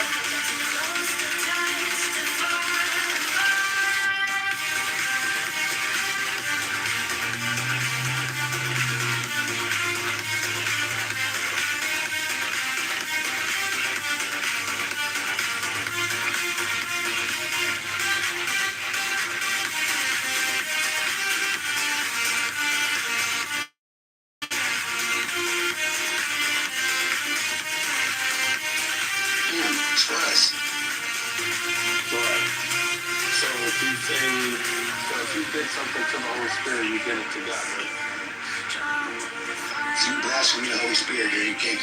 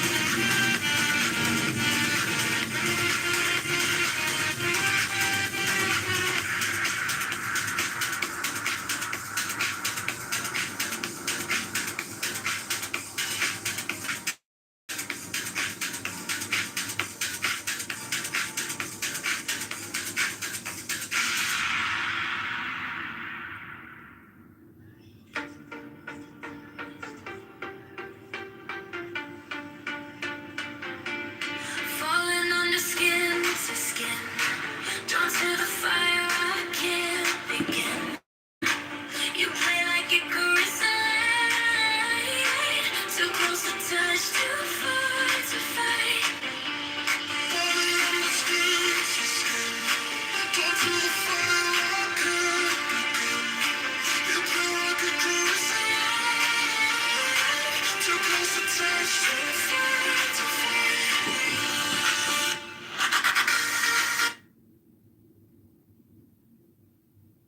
Powerful war song of Megatron, the supreme master and commander of the known life universe.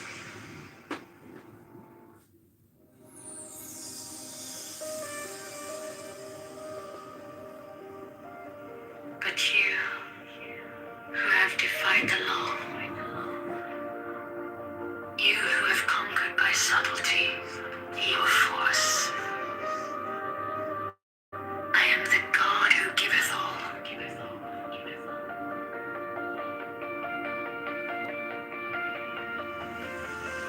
20 I ask you to sacrifice.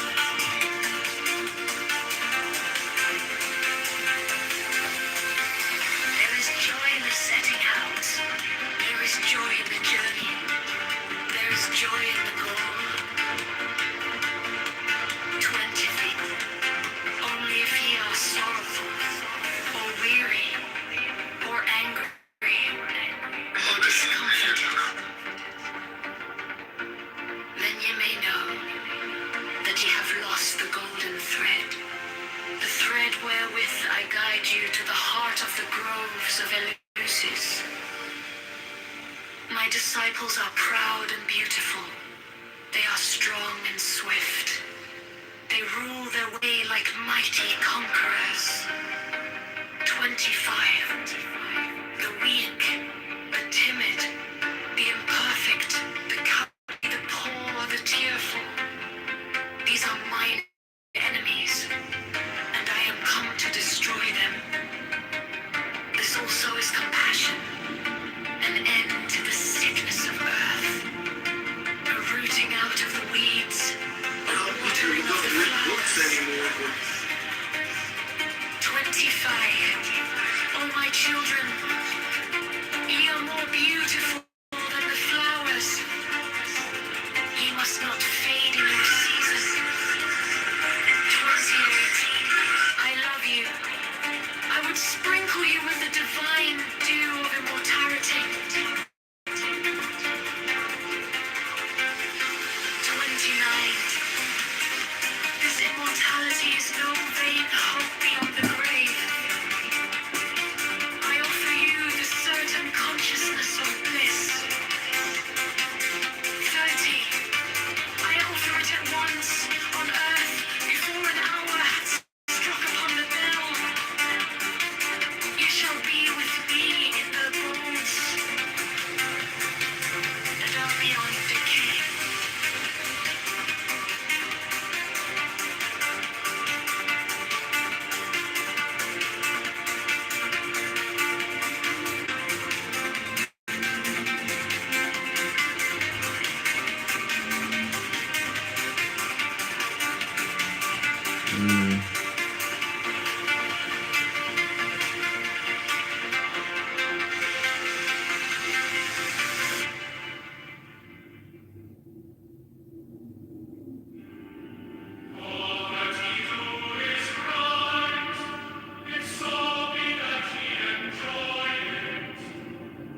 And I am come against sorrow, against weariness, against them that seek to enslave you. 11 I pour you lustral wine, that giveth you delight both at the sunset and the dawn. 12 come with me, and I will give you all that is desirable upon the earth. 13. Because I give you that of which earth and its joys are but as shadow. 14. They flee away, but my joy abideth even unto the end. 15. I have hidden myself beneath a mask. I am a black and terrible God. 16. With courage conquering fear shall ye approach me. Ye shall lay down your heads upon mine altar, expecting the sweep of the sword. But the first kiss of love shall be radiant on your lips, and all my darkness and terror shall turn to light and joy. 18. Only those who fear shall fail, those who have bent their backs to the yoke of slavery, until they can no longer stand upright, them will I despise. 19. But you who have defied the law, you who have conquered by subtlety or force, you will I take unto me, even I will take you unto me. 20.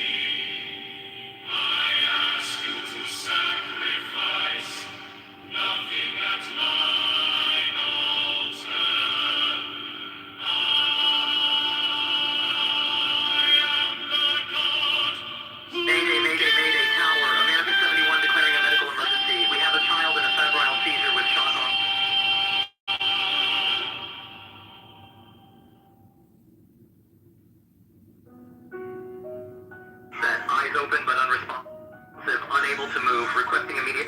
Let me get a chicken sandwich and a... In the name of the Lord of Initiation. Amen. I have a nonprofit now. It's called the Derek Zoolander. We help people who don't read books anymore or don't know things so good anymore. It's a nonprofit dedicated... I swoop down upon the black earth. Because you would think after the Ayatollah got killed, if they had one, they would have blown it. Because that is the ultimate insult. Rejoice! Rejoice exceedingly! For your salvation is at So hand. furious. The sleeping... The end of sorrow is come. I will ravish you away into mine unutterable joy. I will kiss you and bring you to the bridal. I will spread a feast before you in the house of happiness. 6. I am not come to rebuke you or to enslave you. 7. I bid you not turn from your voluptuous ways, from your idleness, from your follies. But I bring you joy to your pleasure, peace to your languor, wisdom to your folly. 9. All that ye do is right, if so be that ye enjoy it. 10. I am come against sorrow, against weariness, against them that seek to enslave you.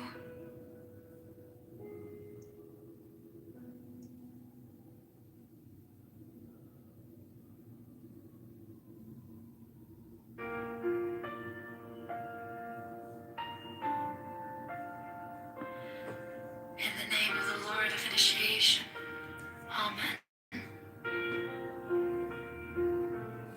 1. I fly and I light as an hawk. Of mother of emerald are my mighty sweeping wings. 2. I swoop down upon the black earth, and it gladdens into green at my coming. 3. Children of earth, rejoice! Rejoice exceedingly! For your salvation is at hand. The end of sorrow is come. I will ravish you away into mine unutterable joy. I will kiss you and bring you to the bridal. I will spread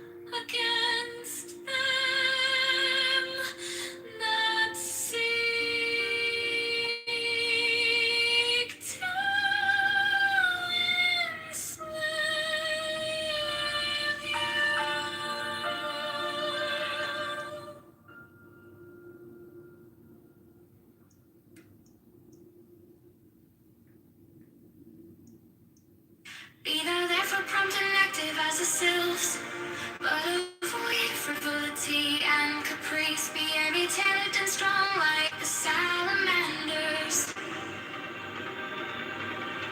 but avoid irritability and ferocity. Be flexible and attentive to images like the olden days, but avoid idleness and changeability. Be laborious and patient like the gnomes, but avoid grossness and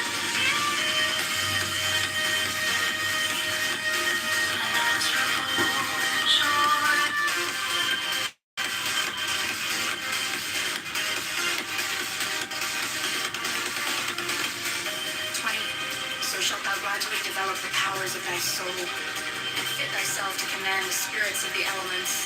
For wert thou to summon the gnomes to pander to thine avarice, thou wouldst no longer command them, they would command thee. Wouldst thou abuse the pure beings of the woods and mountains to fill thy coffers and satisfy thy hunger of gold? Wouldst thou debase the spirits of the finest?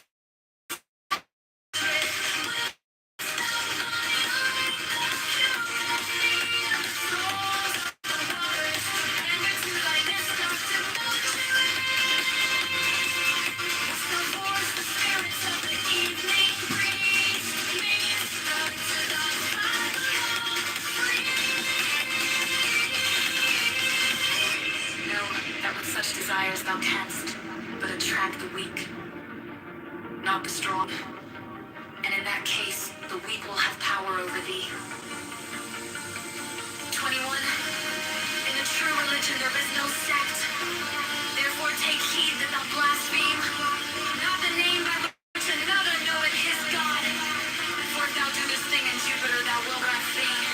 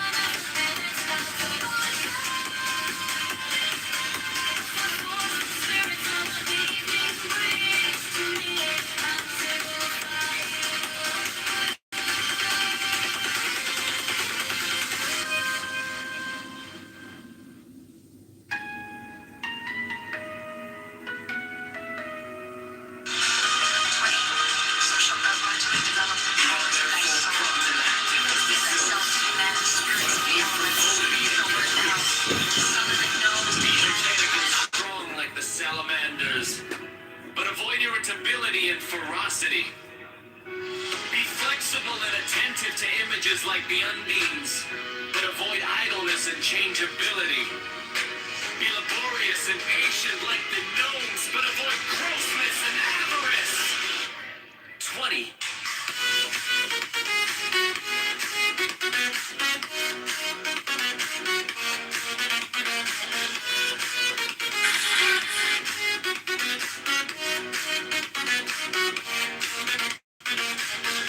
So shalt thou gradually develop the powers of thy soul, and fit thyself to command the spirits of the elements.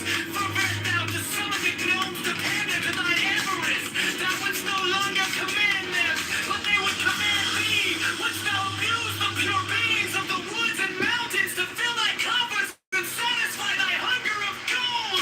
Wouldst thou debase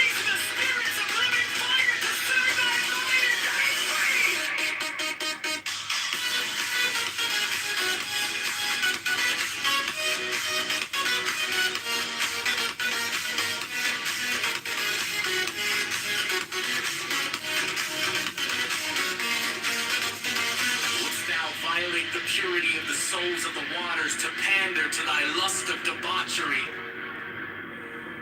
Wouldst thou force the spirits of the evening breeze to minister to thy folly and caprice? Know that with such desires thou canst but attract the weak, not the strong, and in that case the weak will have power over thee.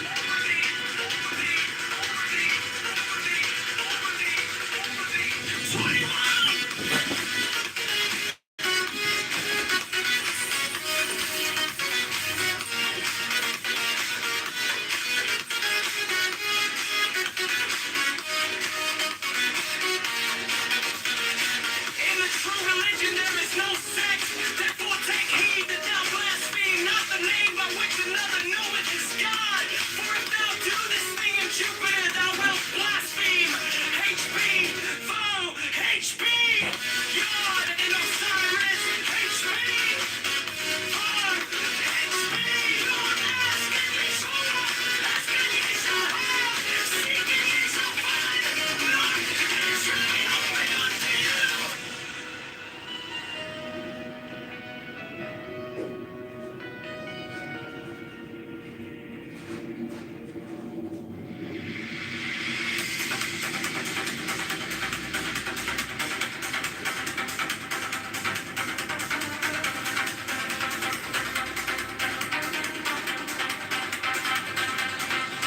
Do good unto others for its own sake, not for reward, not for gratitude from them, not for sympathy.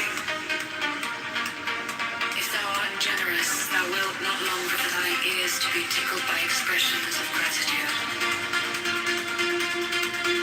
12. Remember that unbalanced force is evil. That unbalanced severity is but cruelty and oppression. But that also unbalanced mercy is but weakness which will allow and abet evil passionately. Think rationally.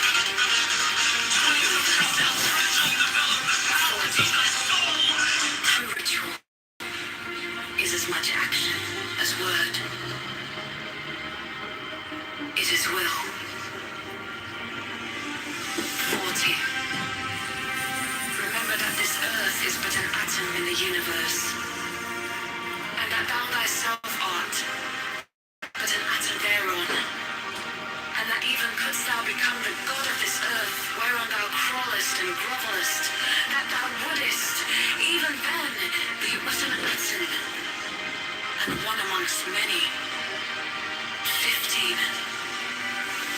Nevertheless, have the greatest self-respect and to that end sin not against thyself, the sin which is unbounded, glory, willfully, truth, folly, grace, acknowledge pander to thy prejudices. That is strong and actual thought, and there's only those ideas that are in harmony with the end desired, and not every stray and contradictory idea that presents itself.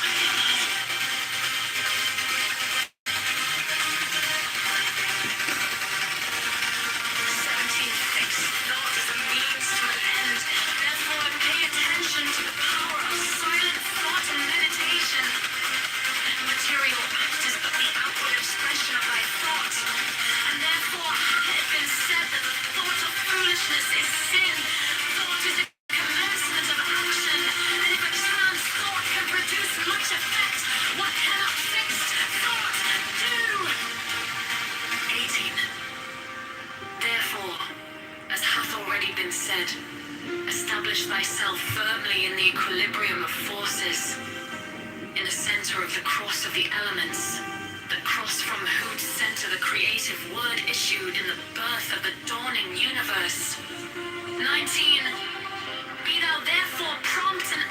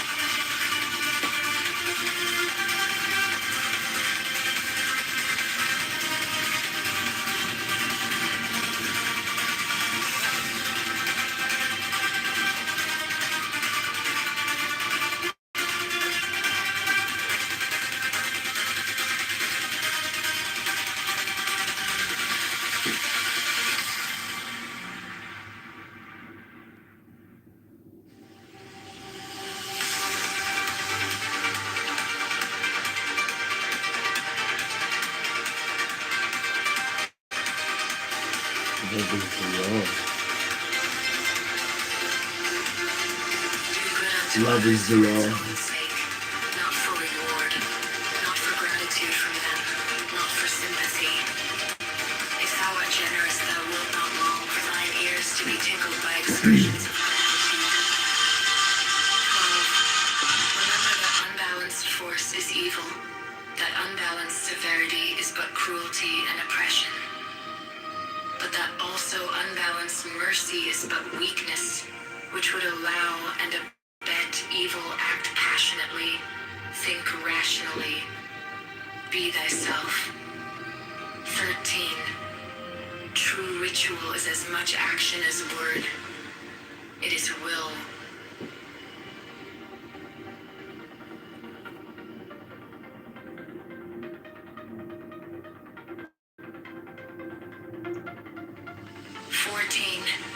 Remember that this earth is but an atom in the universe, and that thou thyself art but an atom thereon, and that even couldst thou become the god of this earth whereon thou crawlest and grovelest, that thou wouldest, even then, be but an atom and one amongst many. 15. Nevertheless have the greatest self-respect, and to that end sin not against thyself. The sin which is unpardonable is knowingly and willfully to reject truth, to fear knowledge lest that knowledge pander not to thy prejudices. To obtain magical power, learn to control thought, admit only those ideas that are in harmony with the end desired, and not every stray and contradictory idea that presents itself. 17. Fixed thought is a means to an end. Therefore pay attention to the power of silent thought and meditation. The material act is but the outward expression of thy thought, and therefore hath it been said that the thought of foolishness is sin. Thought is the commencement of action, and if a chance thought can produce much effect, what can a fixed thought do? Aether, that hath already been said, establish thyself firmly in the equilibrium of forces, in the center of the cross of the elements, the cross from whose center the Creator's word issued in the birth of the dawning universe. 19.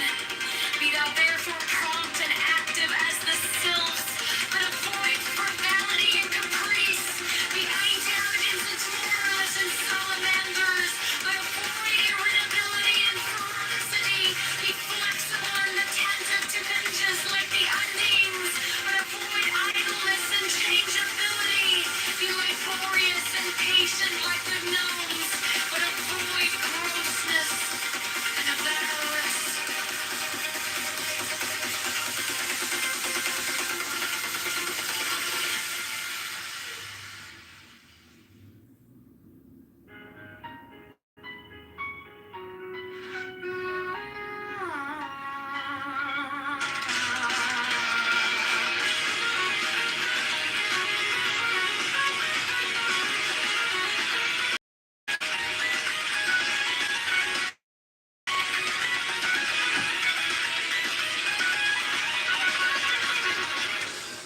Be not hasty to condemn others. How knowest thou that in their place thou couldst have resisted the temptation? And even were it so, why shouldst thou despise one who is weaker than thyself? 7. Thou therefore be sure that thy soul is firm and steadfast, for it is God cleansing thy weaknesses, that the weak ones will be power of vanity. Humble thyself before thyself, yet be wiser than the spirit. Fear is failure, and the forerunner of failure.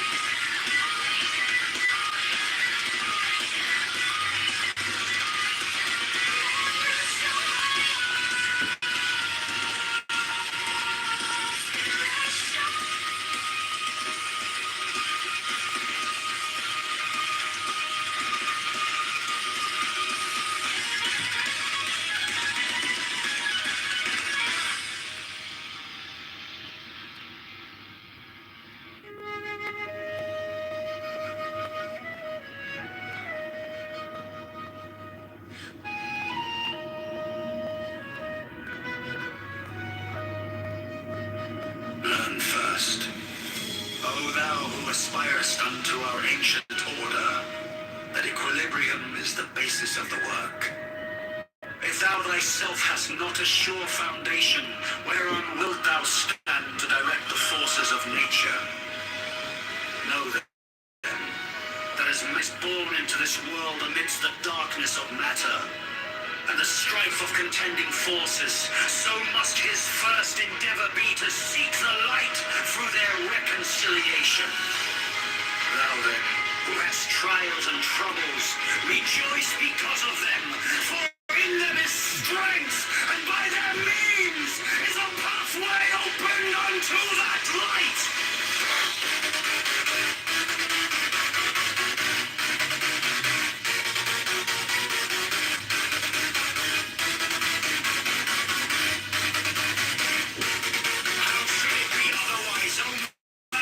Whose life is but a day in eternity, a drop in the ocean of time. How, were thy trials not many, couldst thou bear thy soul from the dross of earth?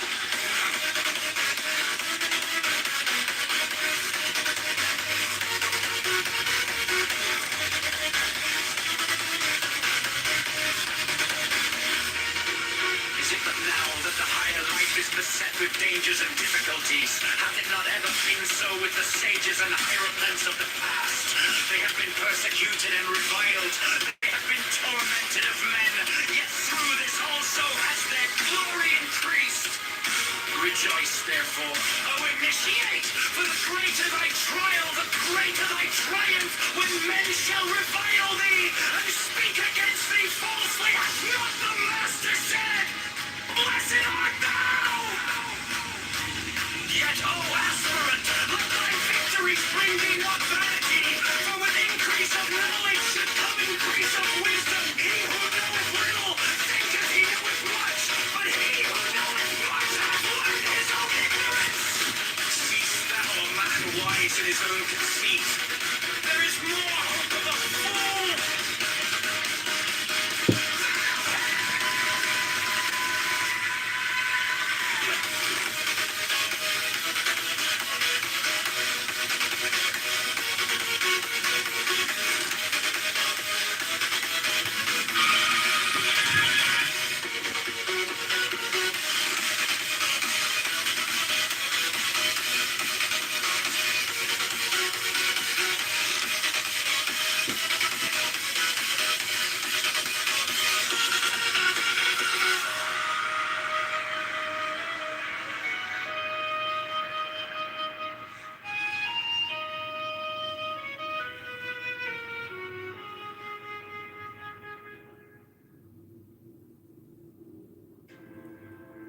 Learn first, O thou who aspirest unto our ancient order,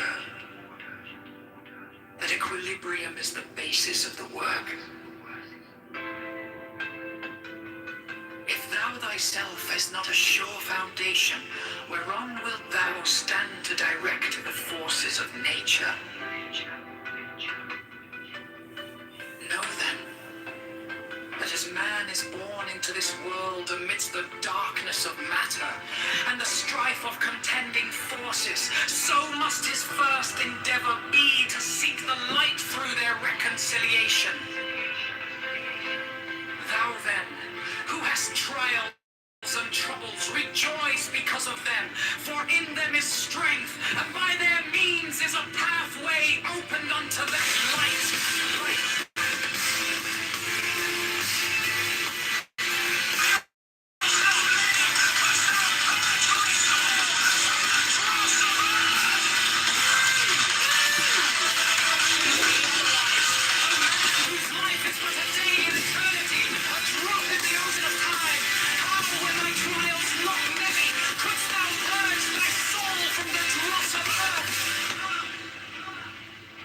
Is it but now that the higher life is beset with dangers and difficulties?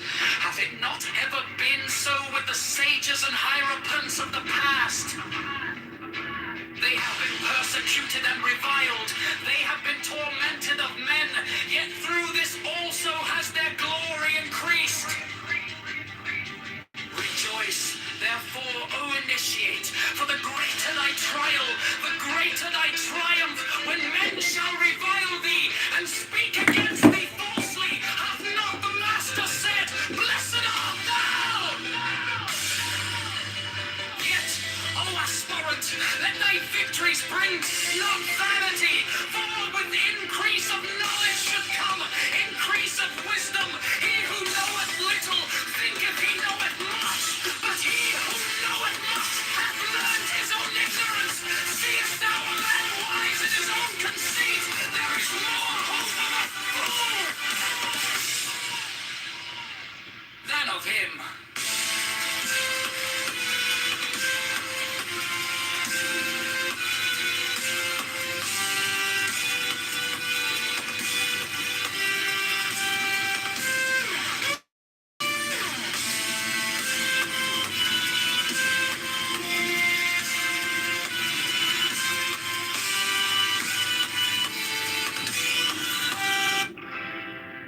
Man has the right to live by his own law, to live in the way that he wills to do, to work as he will, to play as he will, to rest as he will, to die when how he will.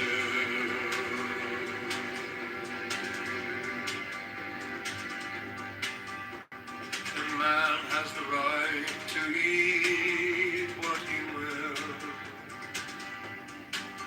to drink what he will, to dwell where he will, to move as he will on the face of the earth.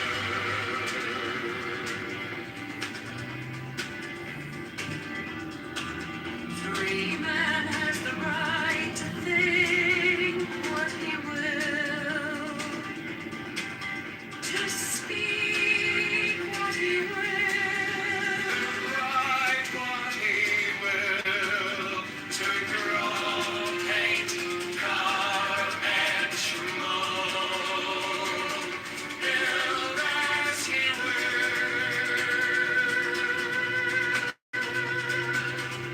to dress as he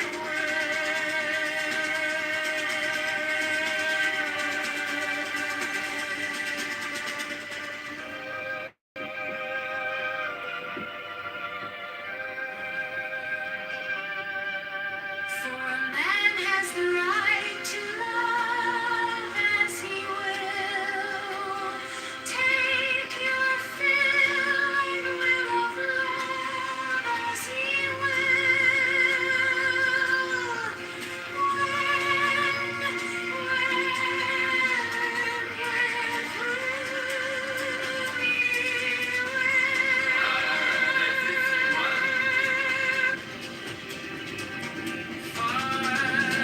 Man has the right to kill those who would thwart his rights. The slave shall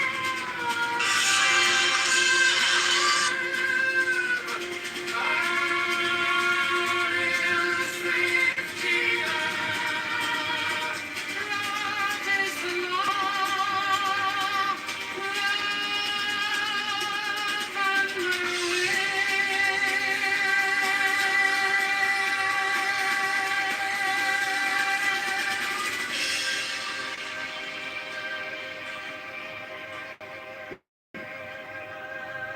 Man has the right to live by his own law,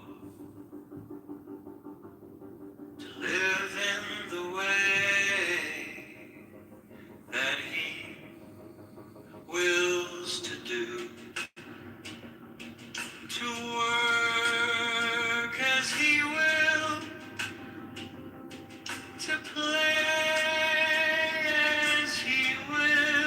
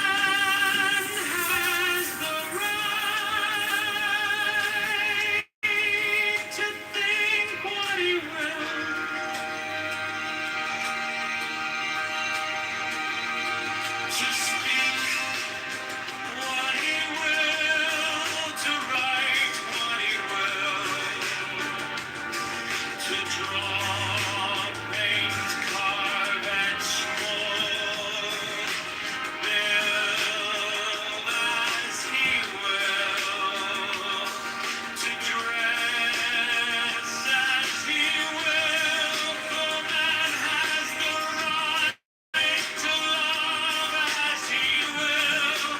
Take your fill and will of love as he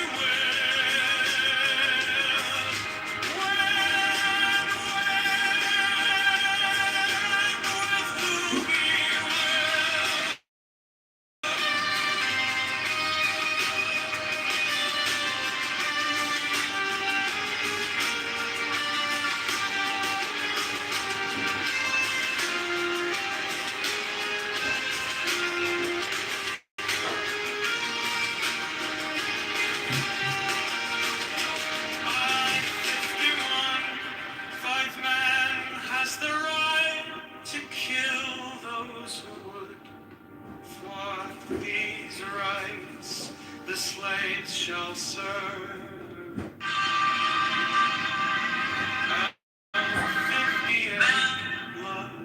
Has the right to live by his own law. Man lives in the way to live by his own law. To live in the way that he wills to do. To work as he will, to play as he will, to rest as he will, to die when and how he will.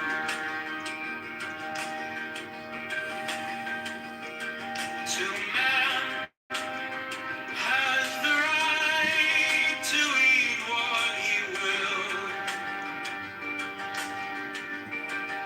to drink what he will, to dwell where he will, to move as he will on the face of the earth. Free man has the right to eat what he will,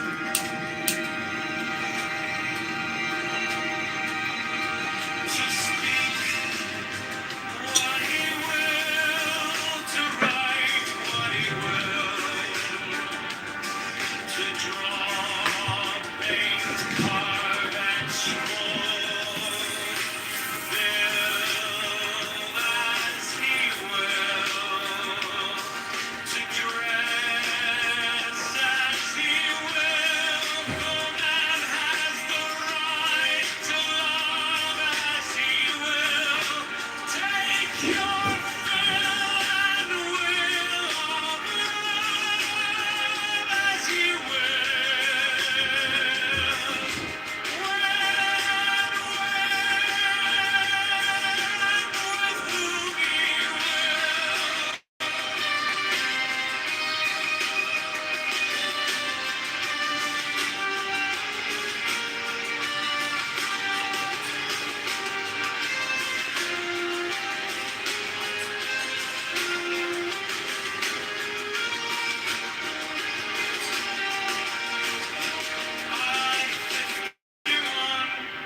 Five man has the right to kill those who would thwart these rights. The slaves shall serve. L58, love is the law. Love under will. Man has the right to live by his own law. To live in the way that he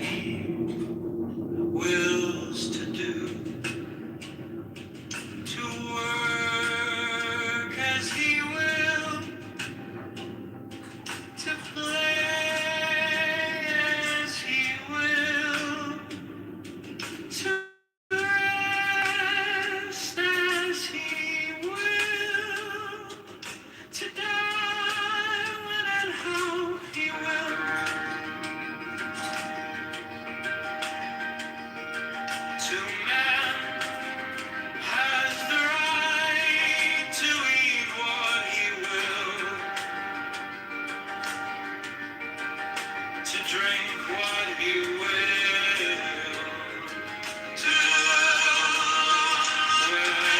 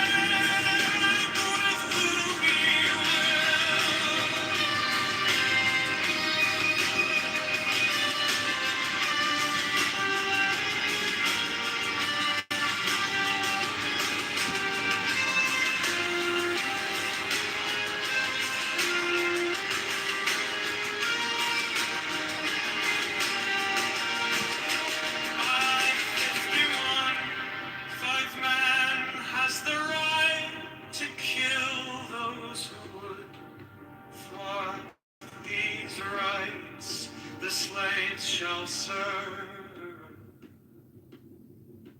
L58, love is the law. Love under will. Man has the right to live by his own law. To live in the way that he wills to do. To work as he will. To play as he will.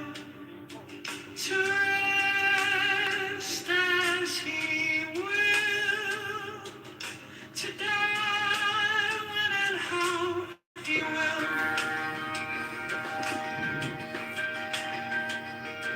To man has the right to eat what he will, to drink what he will, to dwell where he will, to move as he will on the face of the earth. Free man has the right to think what he will.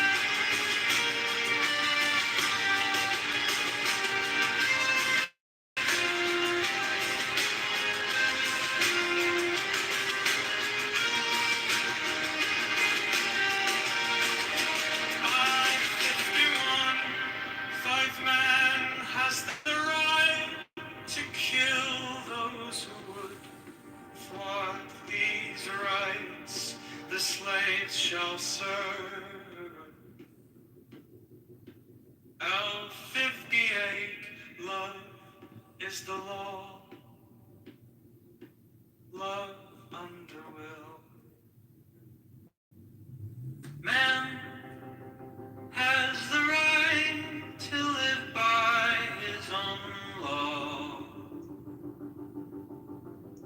to live in the way that he wills to do, to work as he will, to play as he will, to rest as he will, to die when and how he will, to man has the right to eat what he will, to drink what he will, to dwell where he will, to move as he will on the face of the earth. Free man has the right to think what he will,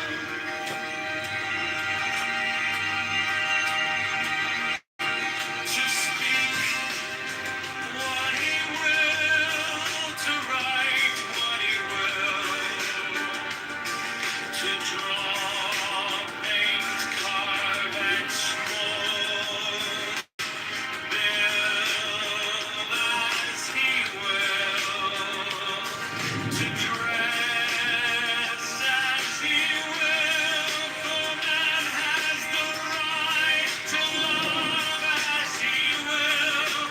Take your fill and will of love as he will.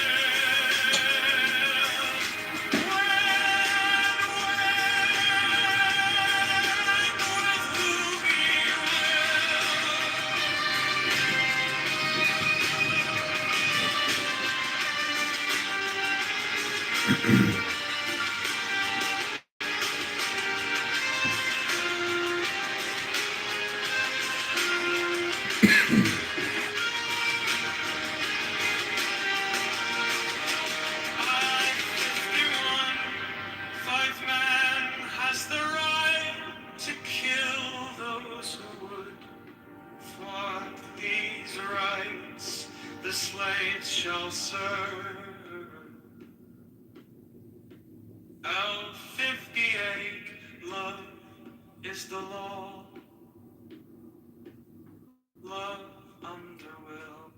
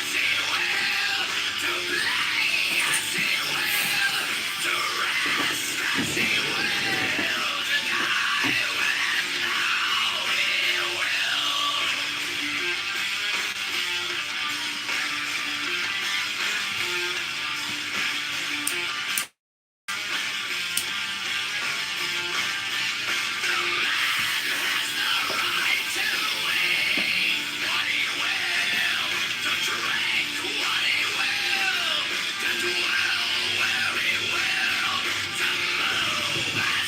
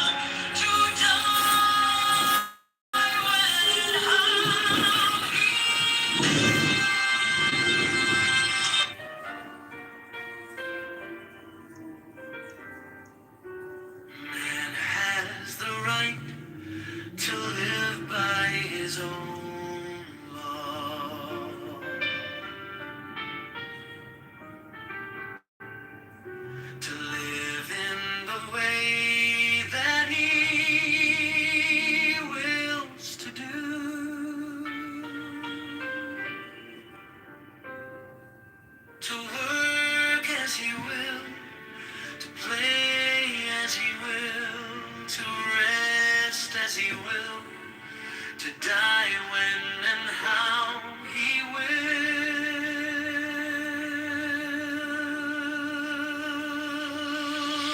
Man has the right to eat what he will,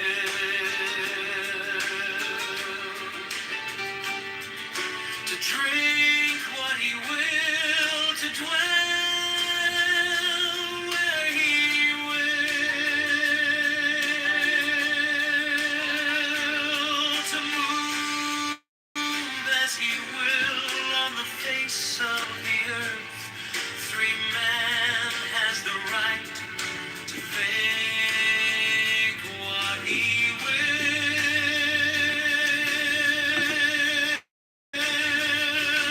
to speak what he will, to write what he will, to draw, paint, carve, etch, mold, love as he will,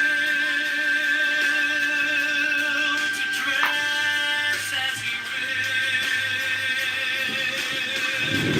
For man has the right to love as he will.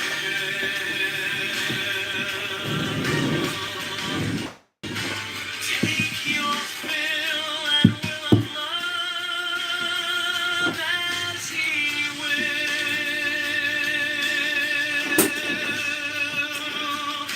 When, where, and with whom he will. Life has the right to kill those who would thwart these rights.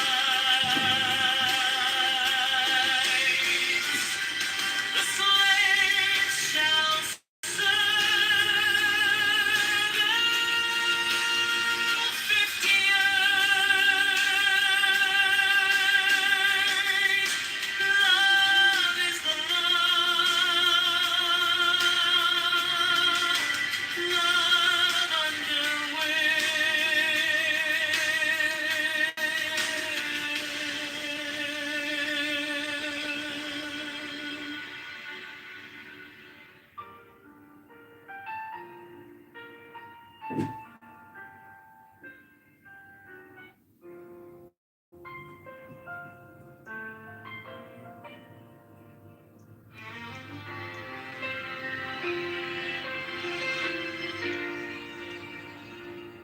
Man has the right to live by his own law,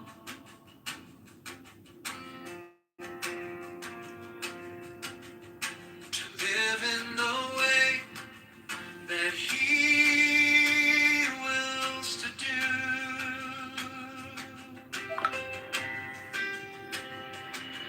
to work as he will, to play as he will,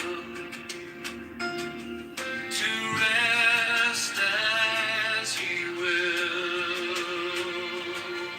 to die when and how he will. To man has the right to eat what he will,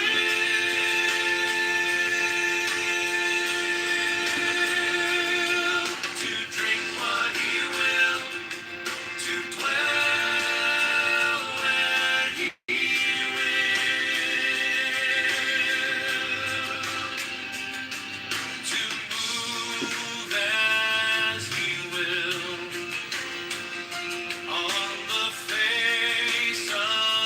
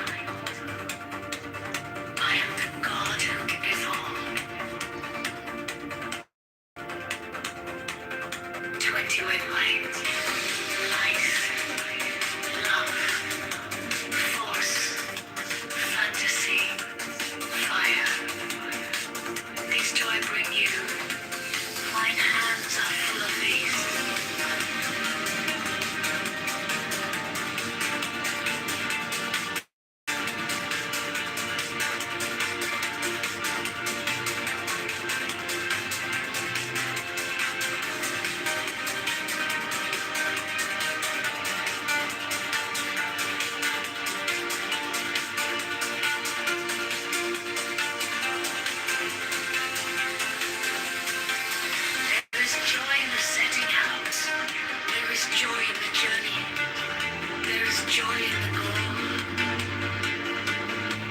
20 feet. Only if ye are sorrowful, or weary, or angry, or discomforted,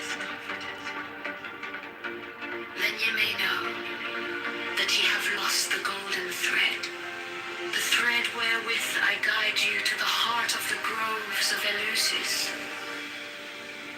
My disciples are proud and beautiful. They are strong and swift. They rule their way like mighty conquerors. 25. The weak, the timid, the imperfect, the cowardly, the poor, the tearful. These are mine enemies, and I am come to destroy them. This also is compassion, an end to the sickness of earth, a rooting out of the weeds, a watering of the flowers. 25. Oh, my children, ye are more beautiful than the flowers. Ye must not fade in your season. 28. I love you. I would sprinkle you with the divine dew of immortality.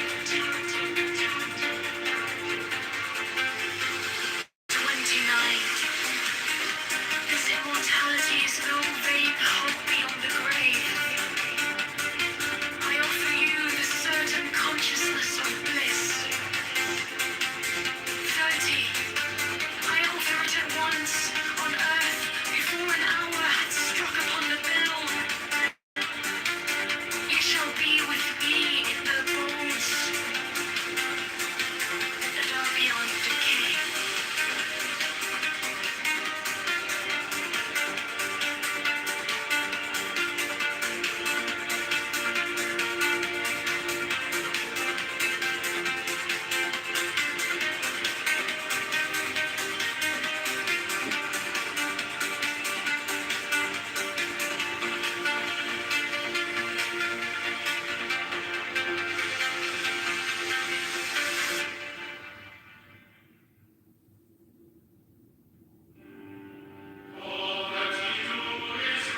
Pooch Brandon.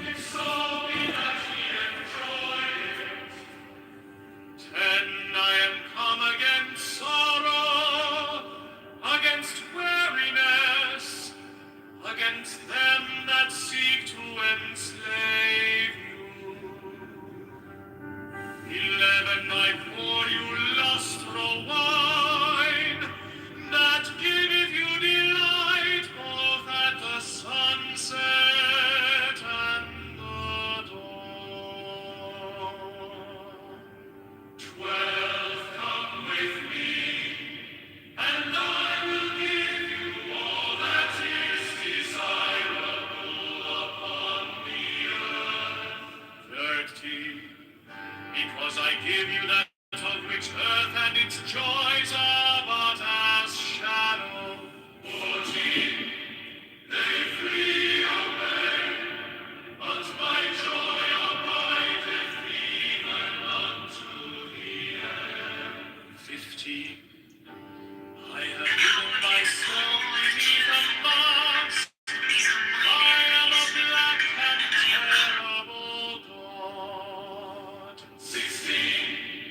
With courage conquering fear shall he approach me.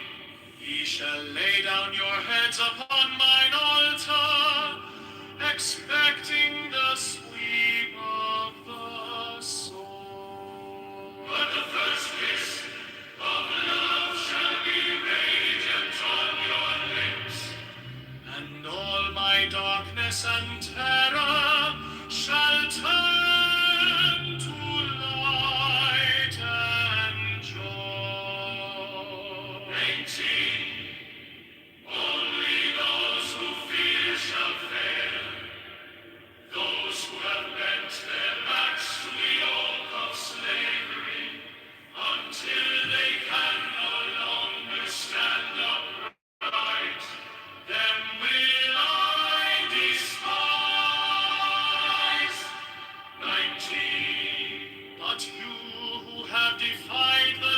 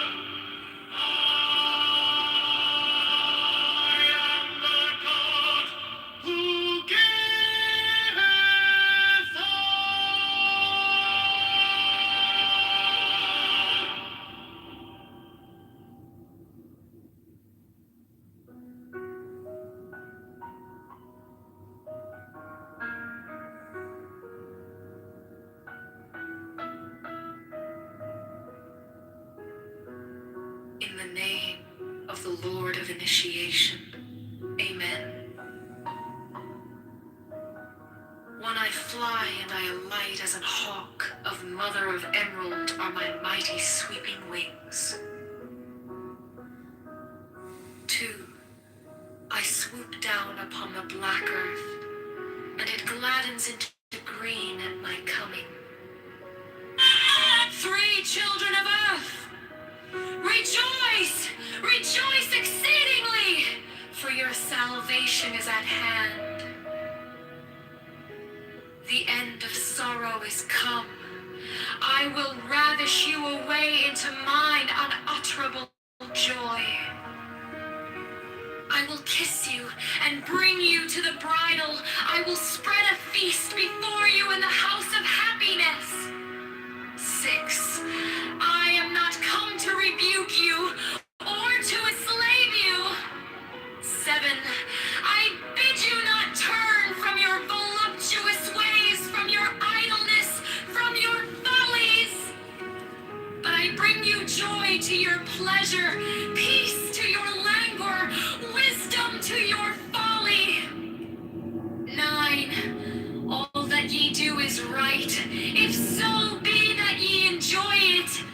10. I am come against sorrow, against weariness, against them that seek to enslave you.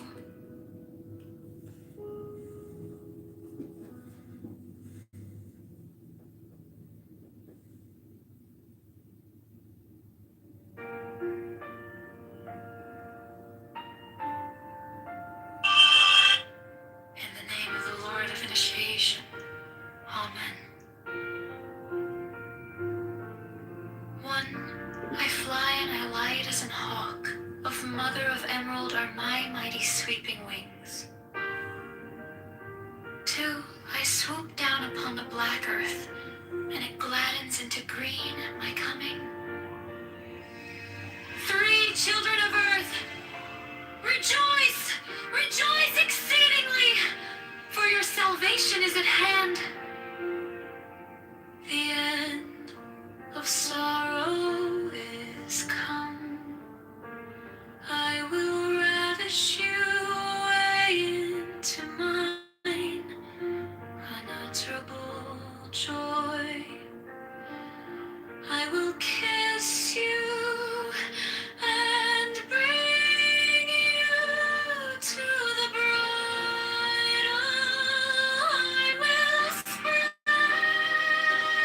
a feast before you in the house of happiness.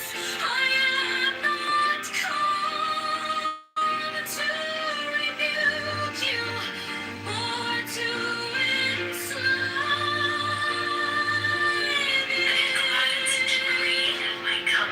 I bid you not turn from your voluptuous ways, from your idleness, from your follies, but I bring you joy to your pleasure, peace to your languor, wisdom to your folly.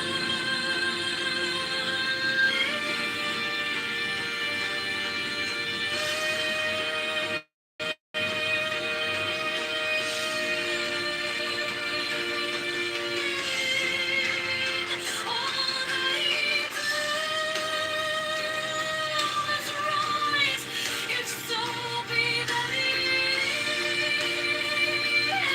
enjoy it, although the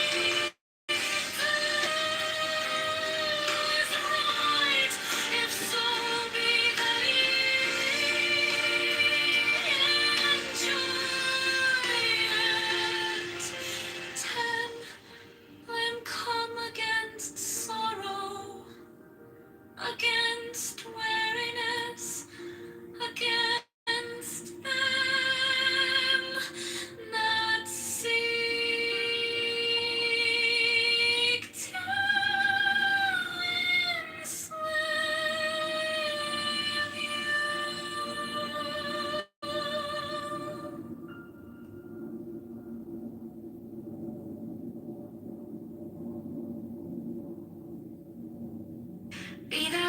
prompt and active as the sylphs, but avoid frivolity and caprice. Be irritated and strong like the salamanders,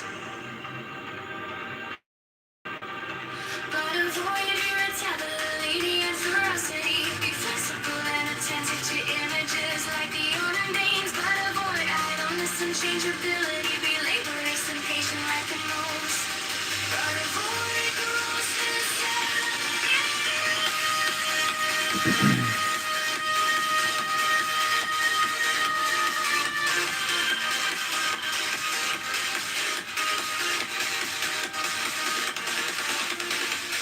20.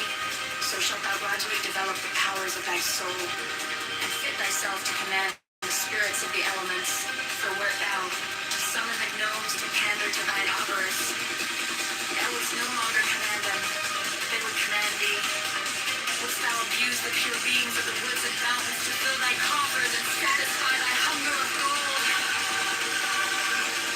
Wouldst thou debase the spirits of the fire to sorrow, wrath, and hatred? Wouldst thou violate the purity of souls of the waters to pander to thy destructibility?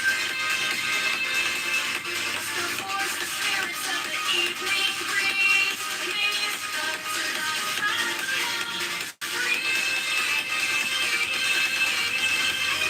know that with such desires thou canst but attract the weak, not the strong. And in that case, the weak will have power over thee.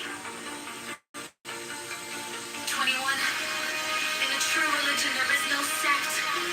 Therefore take heed that thou blaspheme not the name by which another knoweth his God. For if thou do this thing in Jupiter, thou wilt blaspheme.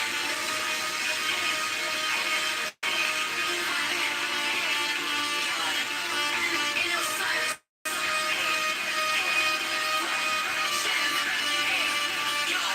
ask and ye shall have, seek and ye shall find, knock, and it shall be opened unto you.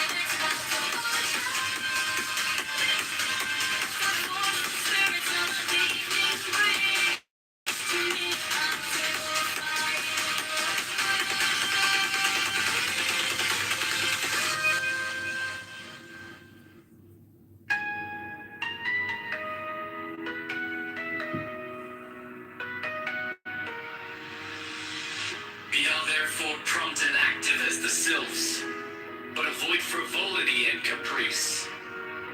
Be energetic and strong like the salamanders, but avoid irritability and ferocity. Be flexible and attentive to images like the undines, but avoid idleness and changeability. Be laborious and patient like the gnomes, but avoid grossness and avarice. 20.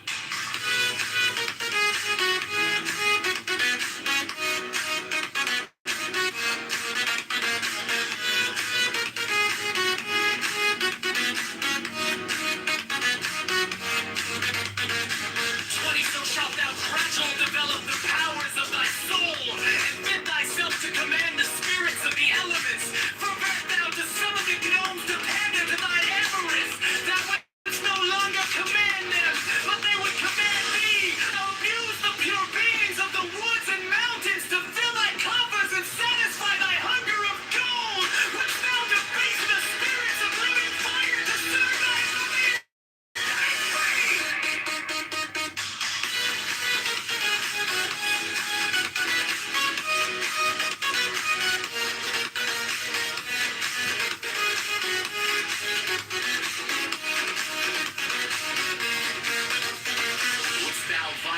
purity of the souls of the waters to pander to thy lust of debauchery? Wouldst thou force the spirits of the evening breeze to minister to thy folly and caprice? Know that with such desires thou canst but attract the weak, not the strong, and in that case the weak will have power over thee.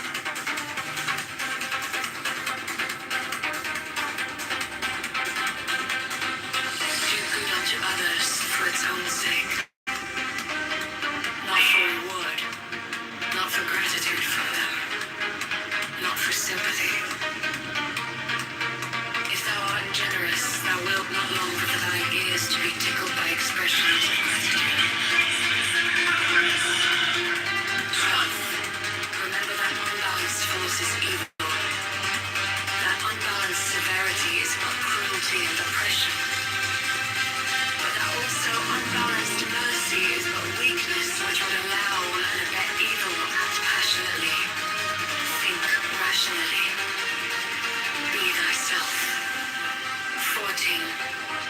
True ritual is as much action as word. It is will. 14. Remember that this earth is but an atom in the universe, and that thou thyself art but an atom thereon, and that even couldst thou become the god of this earth, whereon thou crawlest and grovellest, that thou wouldest even then be but an atom, and one amongst many. 15. Nevertheless, have the greatest self-respect, and to that end sin not against thyself. The sin which is unpardonable is knowingly and willfully to reject truth, to fear knowledge, lest the knowledge pander to thy prejudices. To obtain magical power, learn to control thought, admit only those ideas that harmony with the end desired, and not every stray and contradictory idea that presents itself.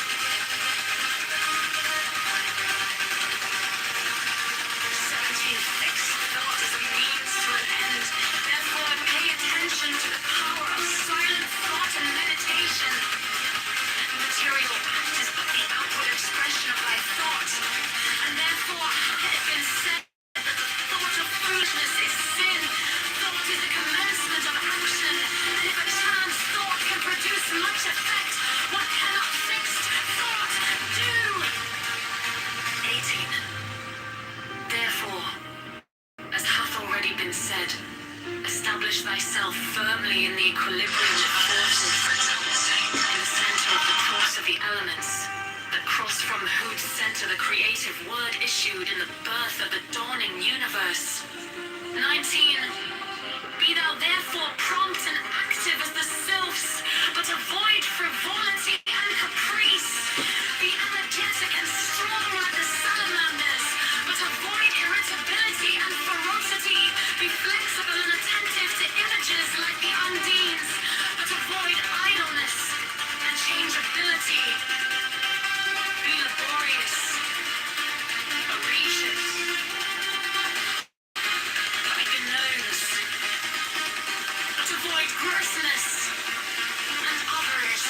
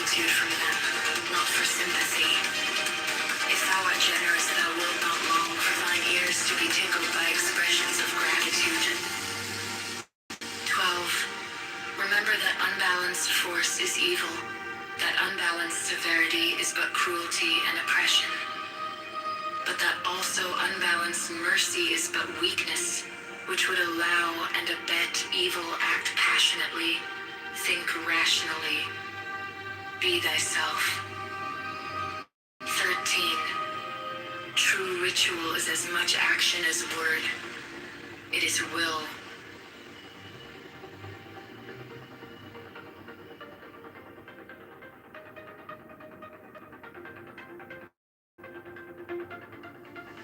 14.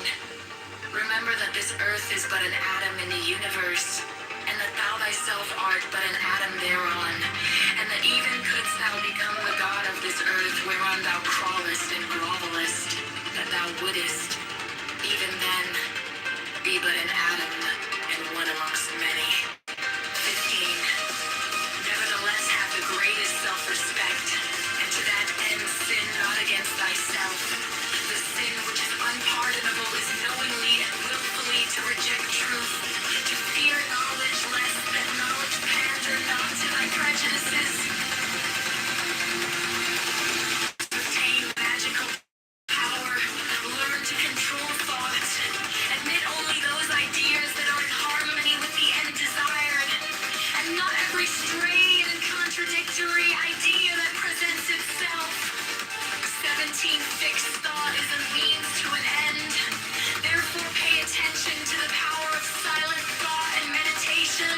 The material act is but the outward expression of thy thought, and therefore hath it been said that the thought of foolishness is sin. Thought is the commencement of action, and if a chance thought can produce much effect, what cannot fixed thought do? Aether, that hath already been said, establish thyself firmly in the equilibrium of forces, in the center of the cross of the elements, the cross from whose center the creative word is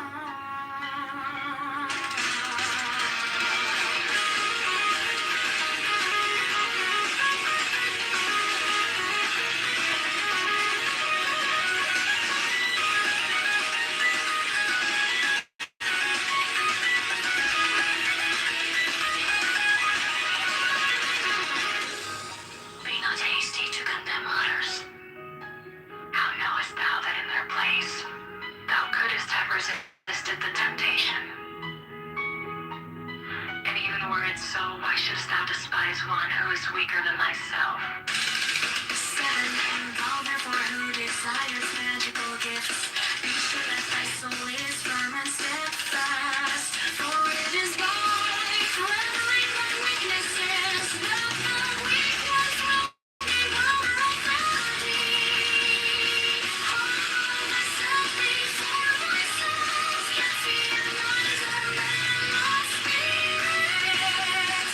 Fear is failure, and the forerunner of failure.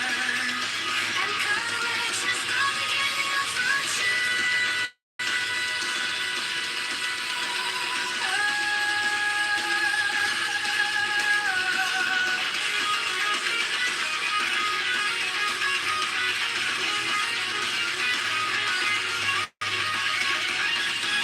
Therefore fear not the spirits, but be firm and courteous with them, for thou hast no right to despise or revile them. And this too may lead thee astray, command and banish them, curse them by the great names if need be, but neither mock nor revile them, for so assuredly wilt thou be lead into error. And I may beg is what he maketh himself with his inheritance by his inherited destiny.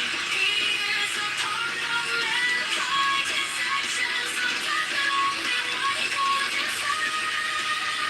But also the whole universe. And worship and neglect not the physical in which they have their commensurate with the outer and material world.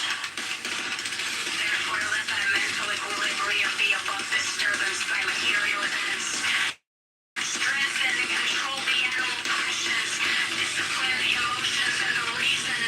Nourish the higher aspirations.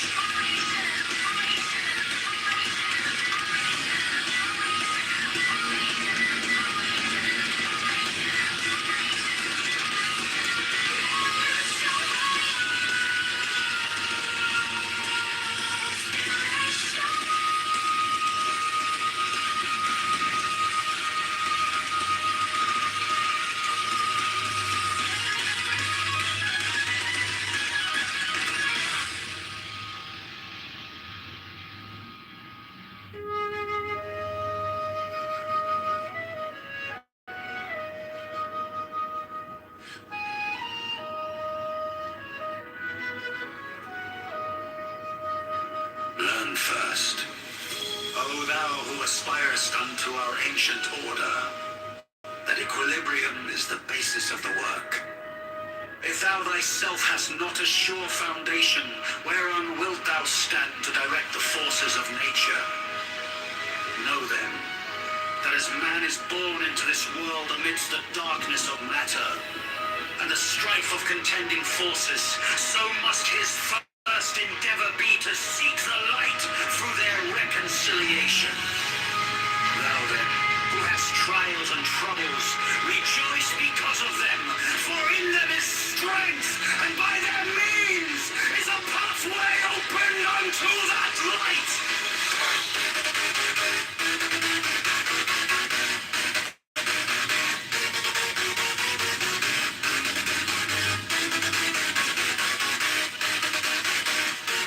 How should it be otherwise, O man, whose life is but a day in eternity, a drop in the ocean of time?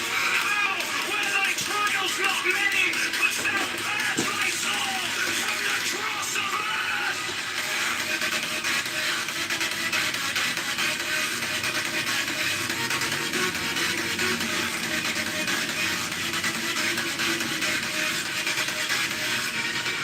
Is it but now that the higher life is beset with dangers and difficulties? Hath it not ever been so with the sages and hierophants of the past? They have been persecuted and reviled, they have been tormented of men, yet through this also has their glory increased. Rejoice therefore, O initiate, for the greater thy trial, the greater right when men shall revile thee and speak against thee falsely, hath not the master said? Blessed art thou! Let's keep it simple. Yet, O Assurant, let thy victories bring thee not pity,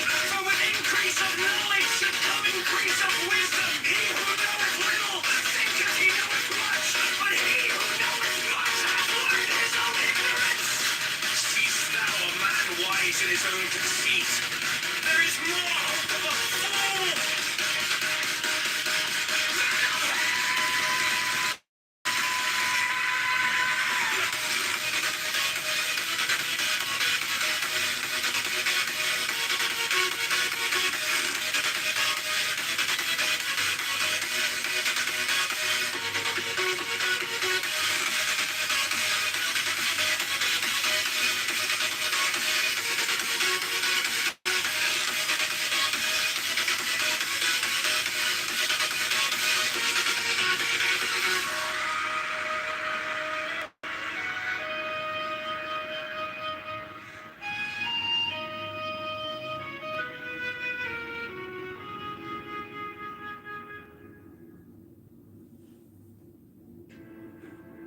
Learn first, O thou who aspirest unto our ancient order, that equilibrium is the basis of the work. If thou thyself hast not a sure foundation, whereon wilt thou stand to direct the forces of nature?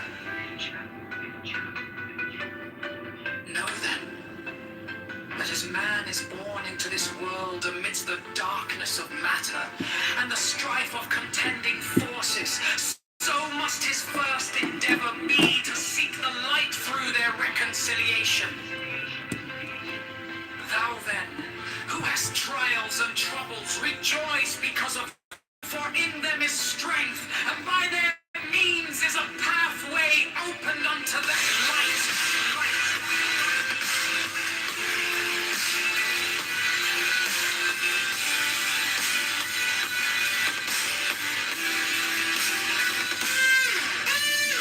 How should it be otherwise? O man whose life is but a day in eternity, a drop in the ocean of time. How, when thy trials not many, couldst thou purge soul from the dross of earth? Is it but now that the higher life is beset with dangers and difficulties? Hath it not ever been so with the sages and hierophants of the past? They have been persecuted and reviled. They have been tormented of men.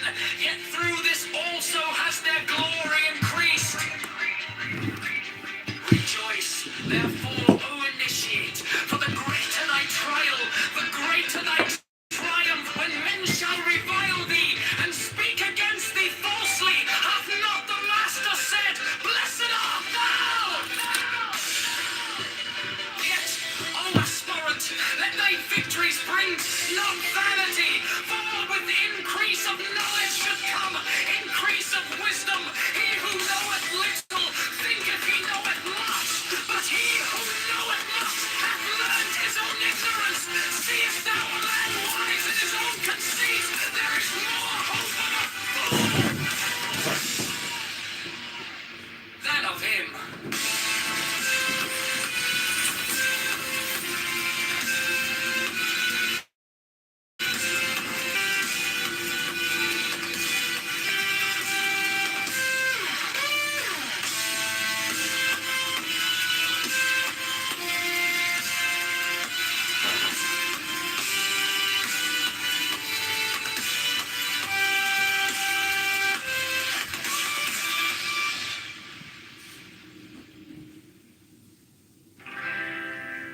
Man has the right to live by his own law,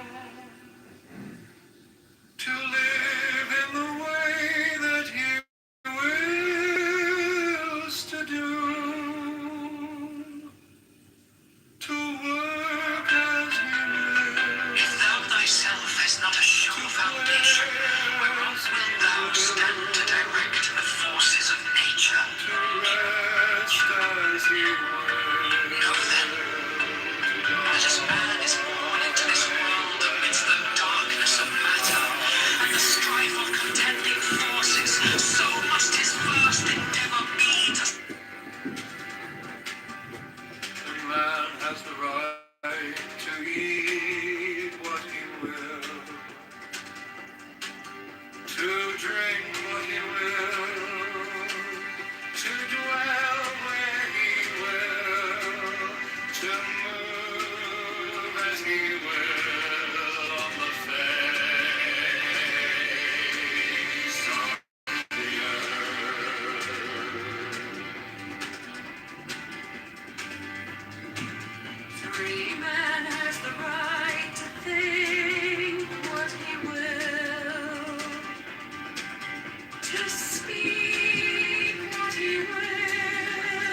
write what he will, to grow, paint, carve, etch, mold, build as he will,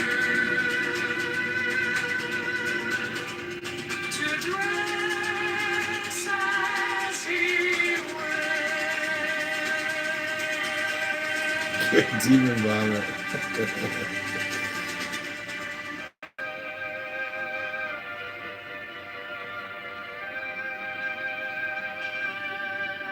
For a man has the right to love as he will.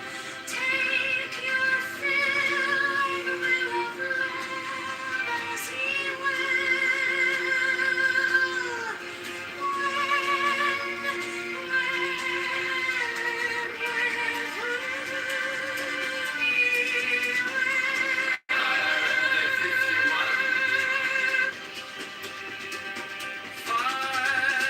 Man has the right to kill those who would thwart his rights. The slave shall serve.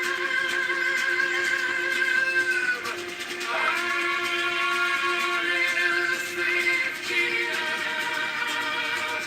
Love is the law. Love and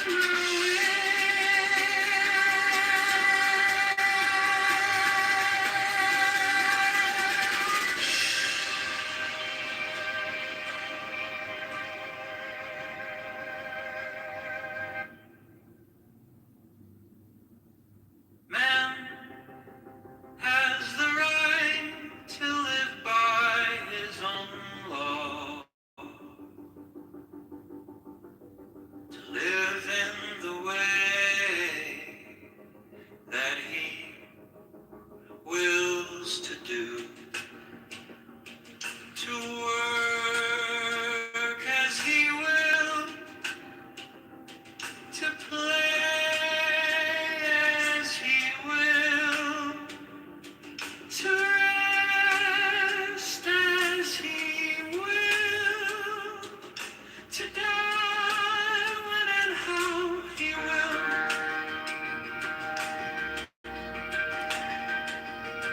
To man has the right to eat what he will, to drink what he will, to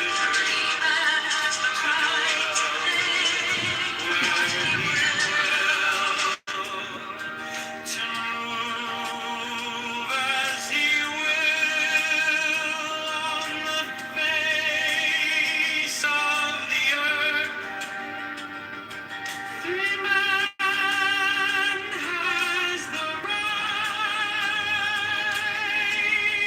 to think what he will,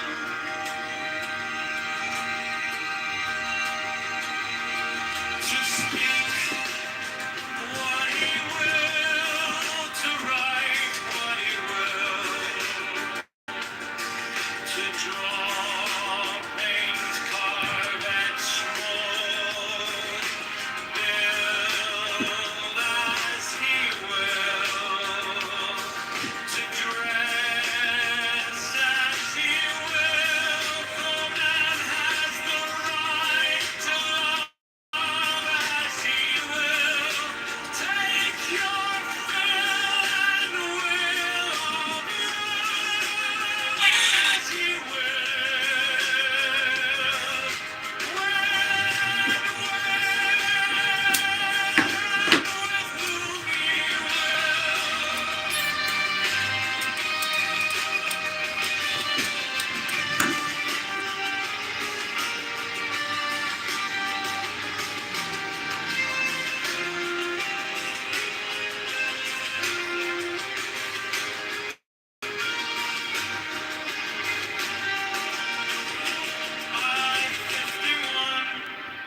Man has the right to kill those who would thwart these rights.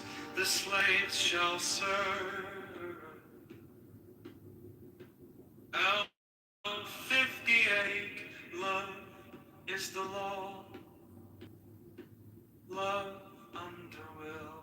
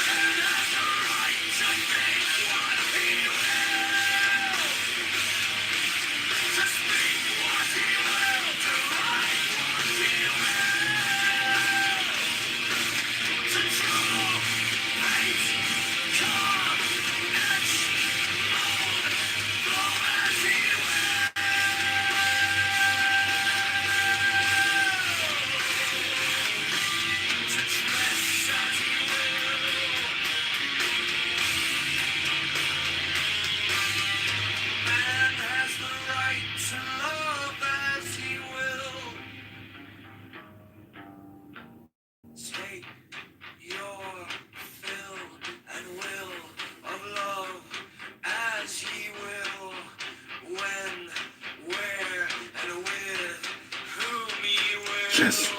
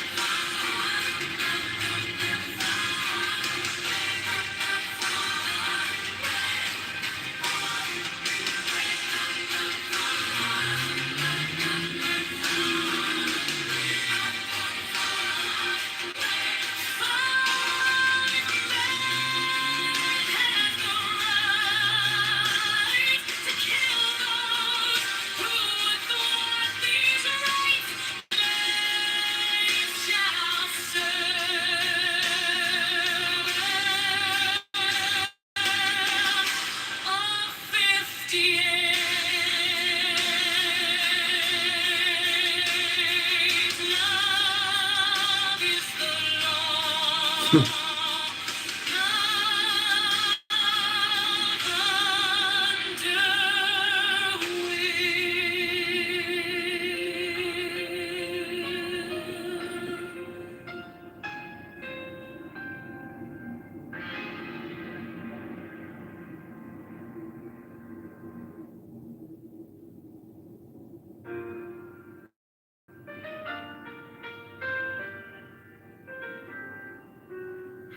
has the right to live by his own law,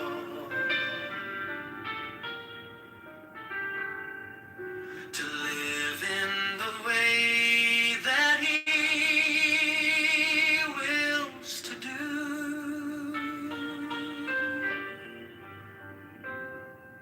to work as he will, to play as he will, to rest as he will, to die when and how he will.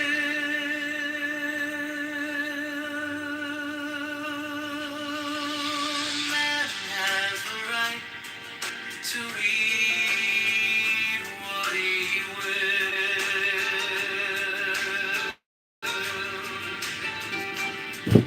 to drink what he will, to dwell where he will, to move as he will on the face of the earth. Free man has the right to think what he will,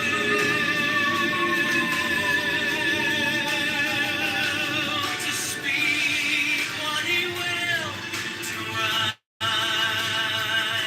what he will, to draw, paint, carve, and as he will, to dress as he will. All man has the right.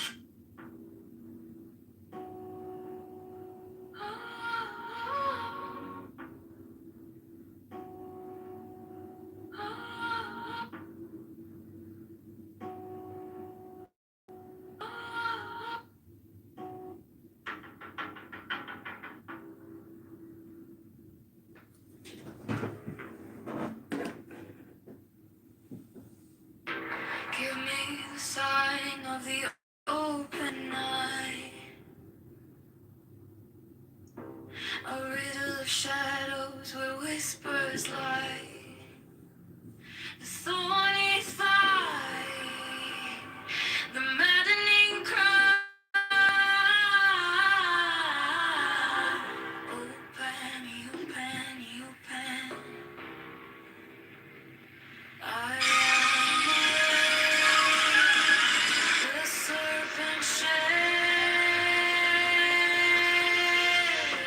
On YouTube, I would argue that you want to be streamed. Otherwise, you would have left already.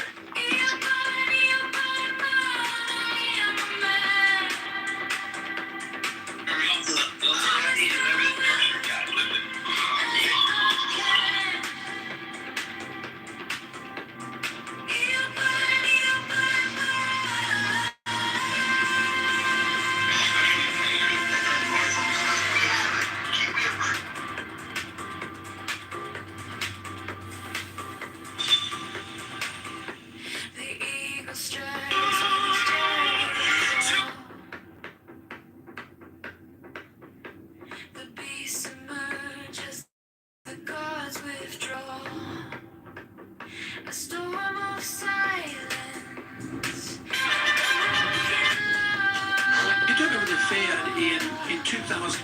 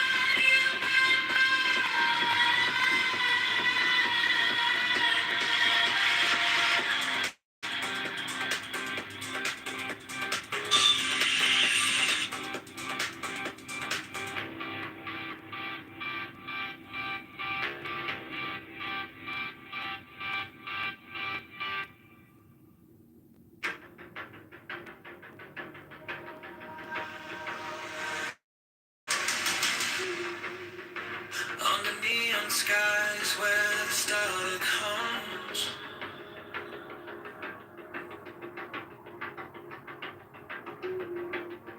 Shadows whisper truths as the bassline drums. The will is fire, unchained, untamed. No path is written, no soul is blamed. Now it's not right but to do thy will. Feel the stars, let the silence build. Your will, on its waves, it's alive, it's still. Delivered from the lust of the thrill.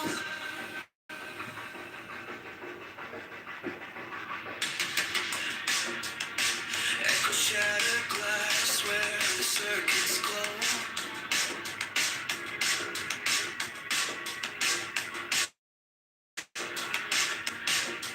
The clock ticks slow, but it doesn't show. No purpose, no tether, just a beat in sync. Every way perfect, on the edge, on the brink. No chains, no bars, just a void to fill. Every pulse, every spark is a perfect will. Thou hast no right but to do thy will. Feel the let the silence build. Your will, on its waves, it's alive, it's still.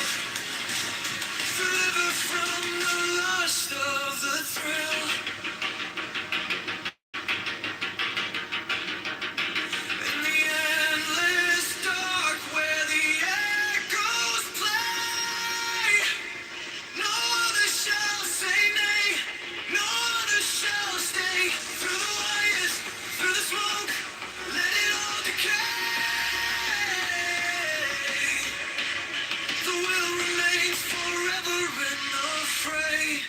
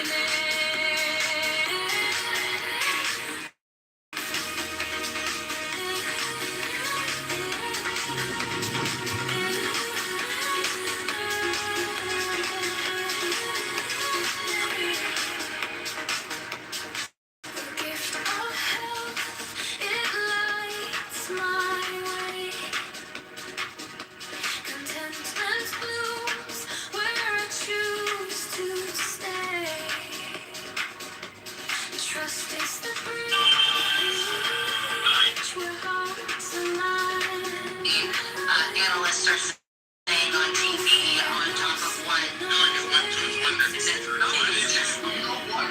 You're just a fucking bitch and you're low IQ and you are obnoxious. And the music that you make it sounds even worse than that.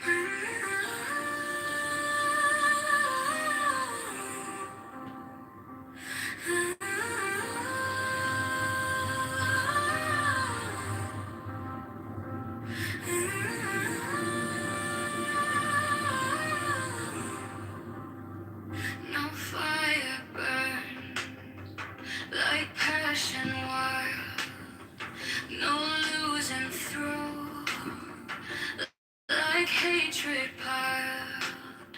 This body aches, a cage of stone, rest whispers soft, the only throne. Hunger's the beast, the sharpest sting, body cries, its constant claim, but all to truly see nirvana waits, is set.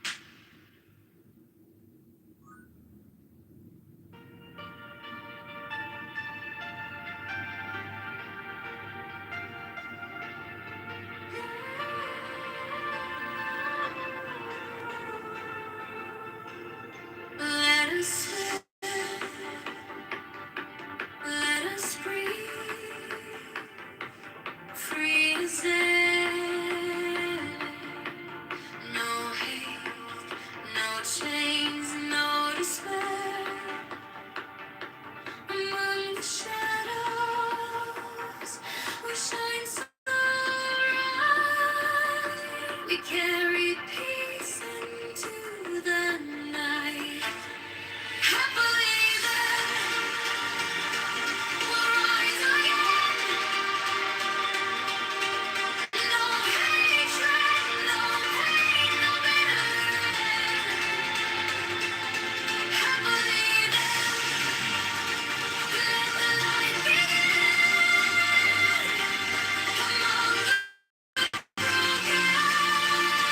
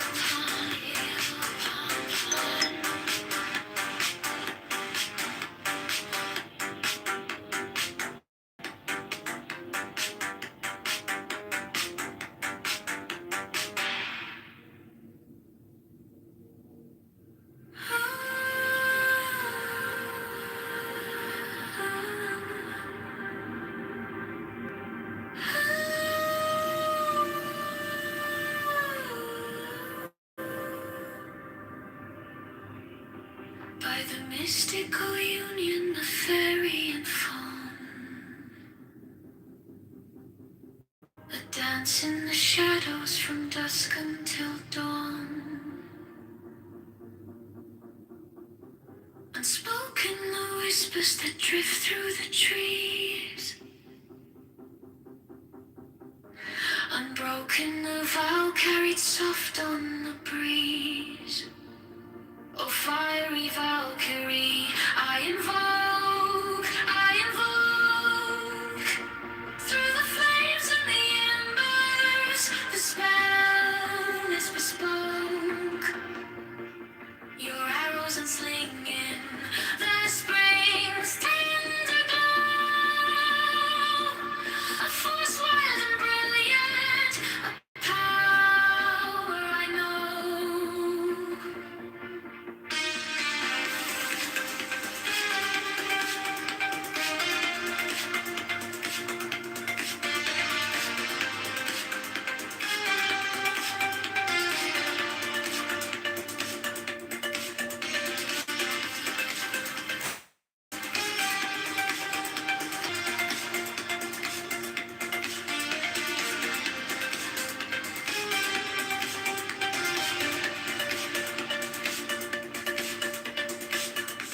A secret communion of hearts left unsung. The listless, resistless, tumultuous tongue. Through veils of the morning, her armor does gleam. The warrior spirit ignites every dream. No godhead could charm her, no throne could command. But manhood awakened, she took up her stand. In brilliance resilient, her fire does burn. A goddess of spring, with the world left to turn. Oh, fiery Valkyrie, I invoke, through the flames and the embers, spell is bespoke. Your arrows unslinging, the spring's tender glow. A force wild and brilliant, a power I know.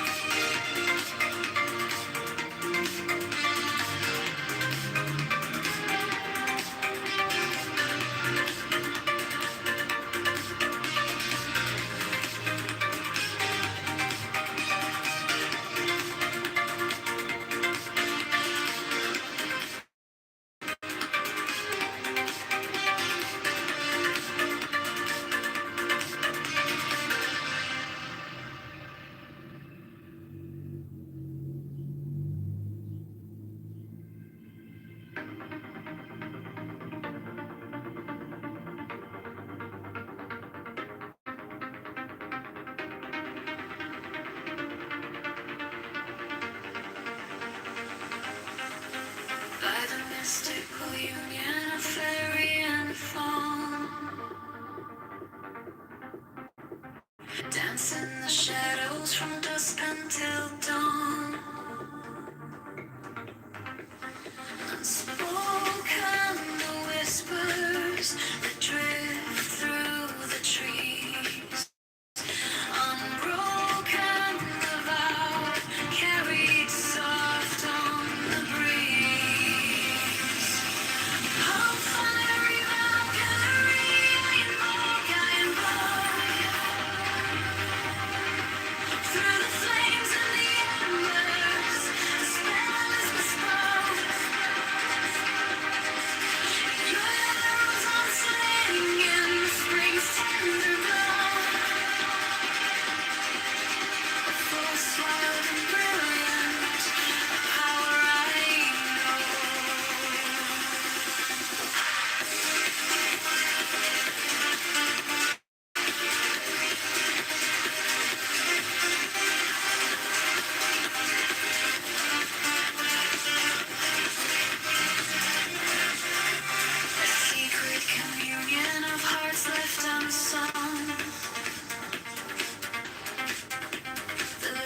voice resists its tumultuous tongue. Through veils of the morning, her armor does gleam. The warrior spirit ignites every dream.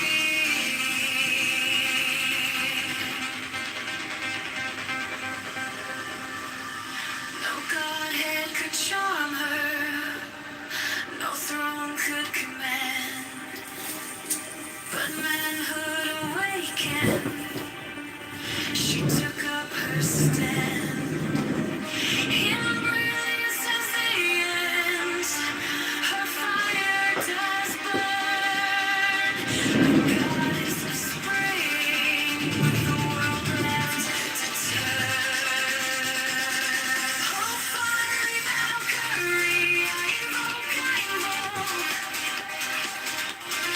Through the flames and the embers,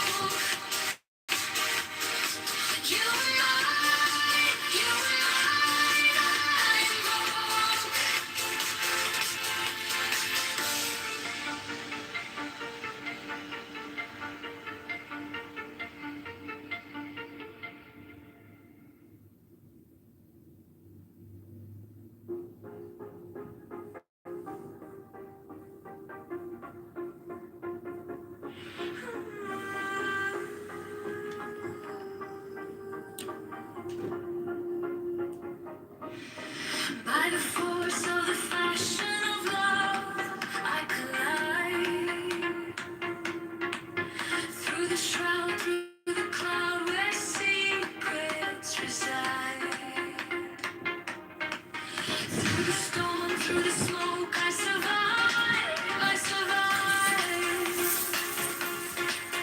To the mountain, volcanic, alive. By the rage of the rage, I am loved. By the road, by the fire in the sky.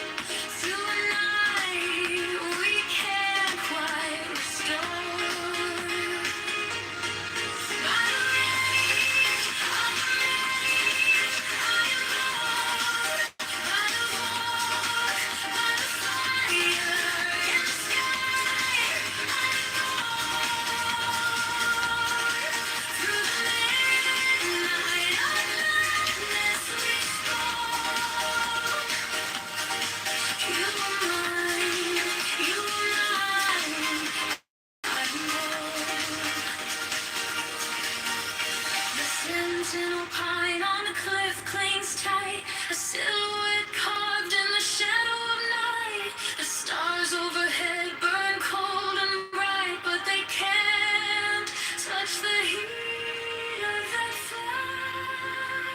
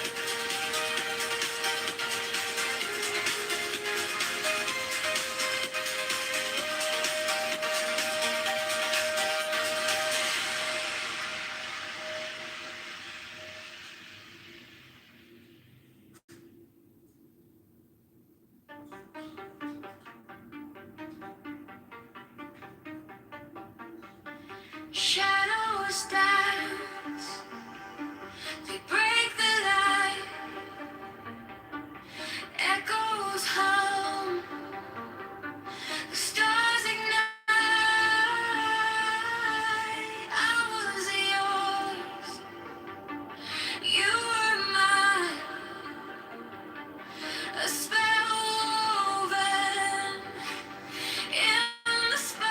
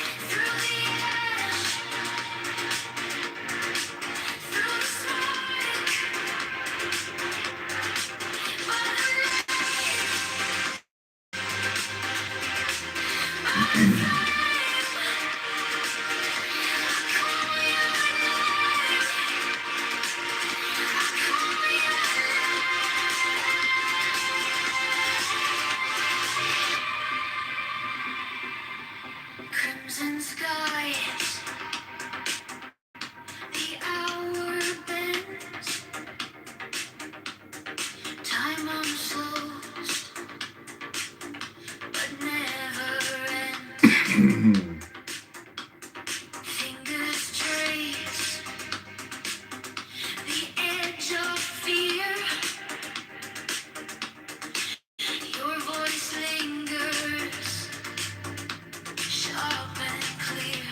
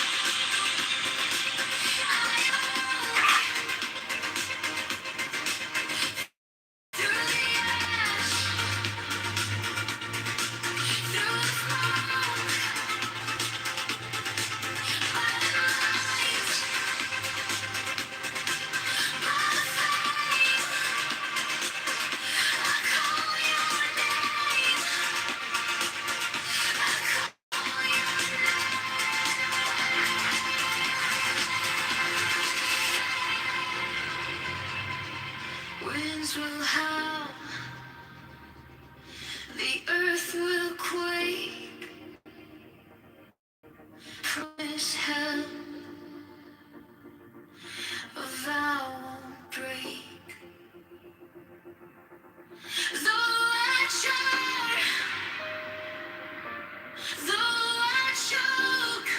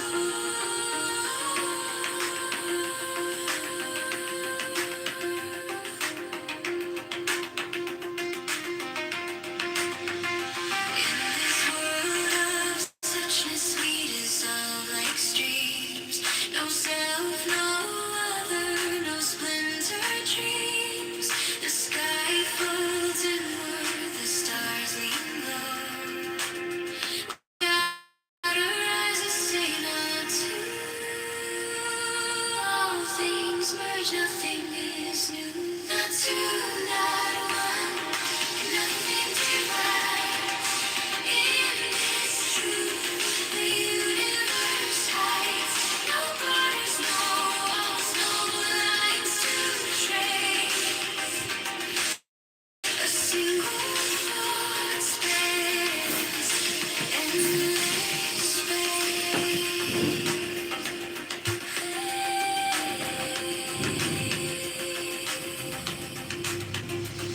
10,000 years in a heartbeat's glow. No coming, no going, no need to know. A ripple in silence, stillness when doubt all things merge, nothing is new. Not two, not one, nothing divides. In this truth, the universe hides. No borders, no walls, no lines to trace. A single thought spans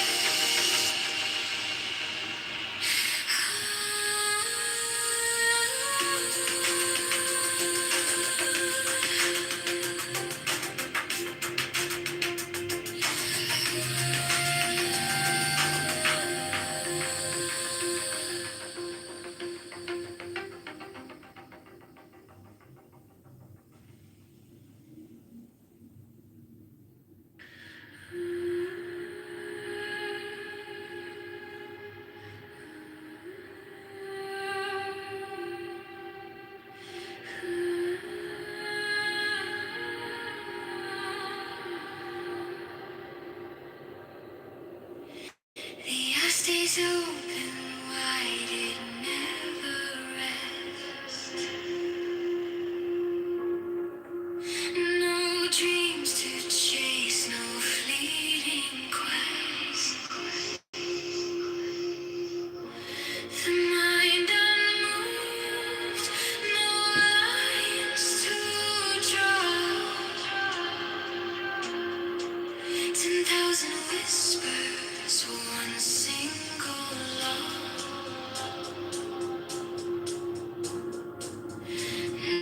No edges, no seams. His soul has its seed. Timeless essence, endless space.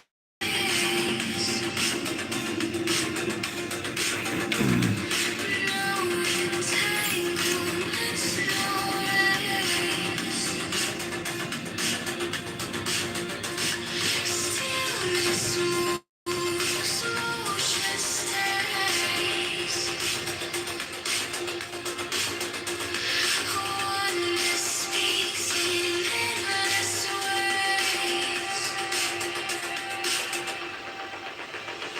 The mountain flows, the river stands.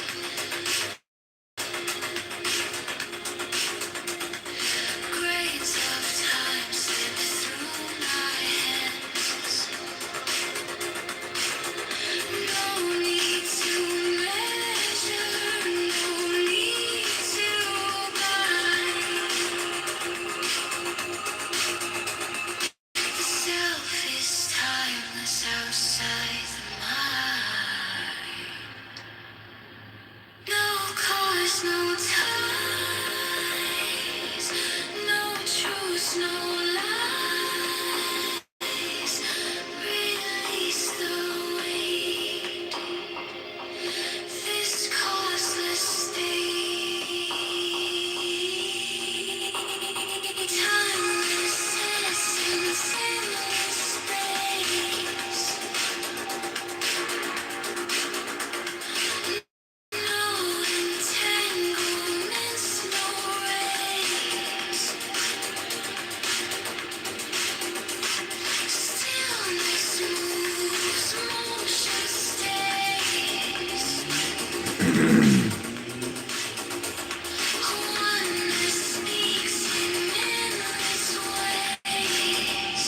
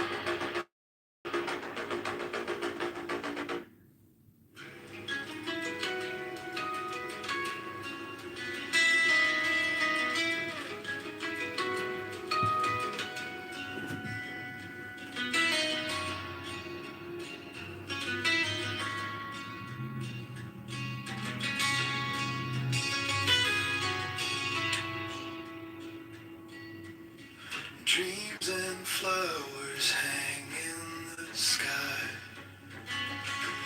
Reach to hold them, they float on by.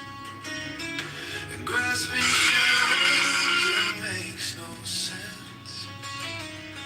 The weight of nothing feels so immense. Resting on rest, they're just the same. A whispered echo without a name. No right, no wrong, no lines to cross. Let go again. Let go of loss.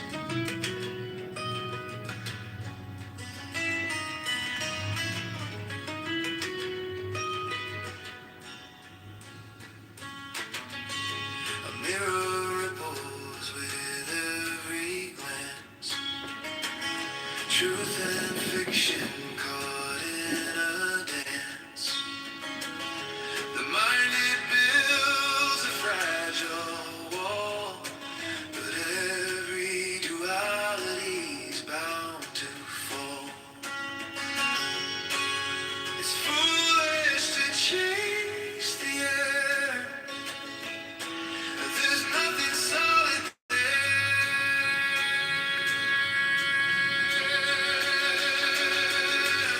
Resting on rest, they're just the same.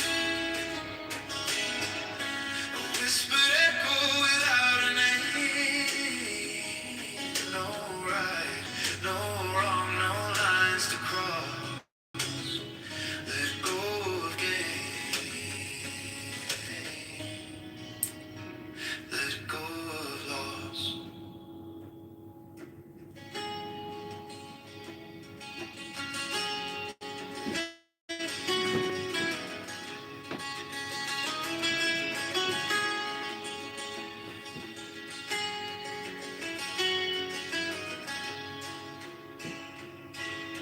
The world's a dream wrapped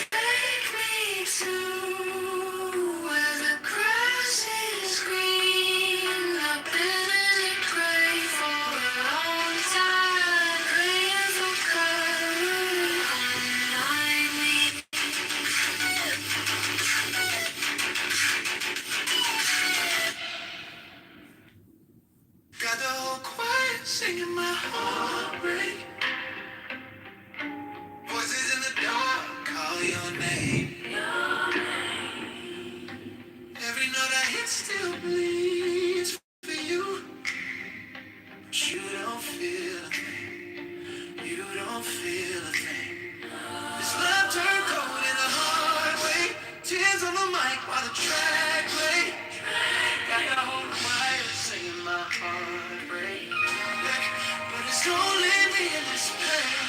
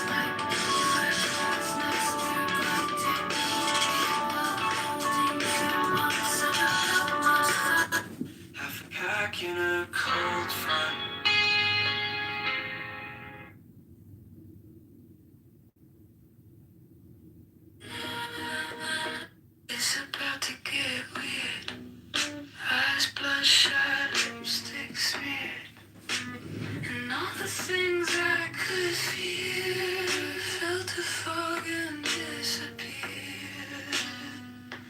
Only seen in the mirror. Only seen in the mirror. I know something you don't know. I've gone somewhere you won't go. I know something you don't know. I've gone somewhere you won't go. Drip feed unromantically. Make me a detainee. Would be my guarantee. Drip feed, I'm unseen. Drip feed unromantically. Make me a detainee. Would be my guarantee. Drip feed, I'm unseen. Are we in this together? Standing back to back in the center. Could be good, could be whatever. Things like this are hard to measure. And plan or for pleasure. And plan or for pleasure.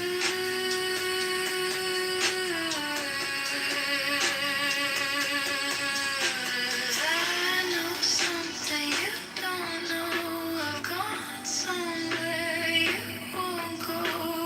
I know something you don't know. I've gone somewhere you won't go.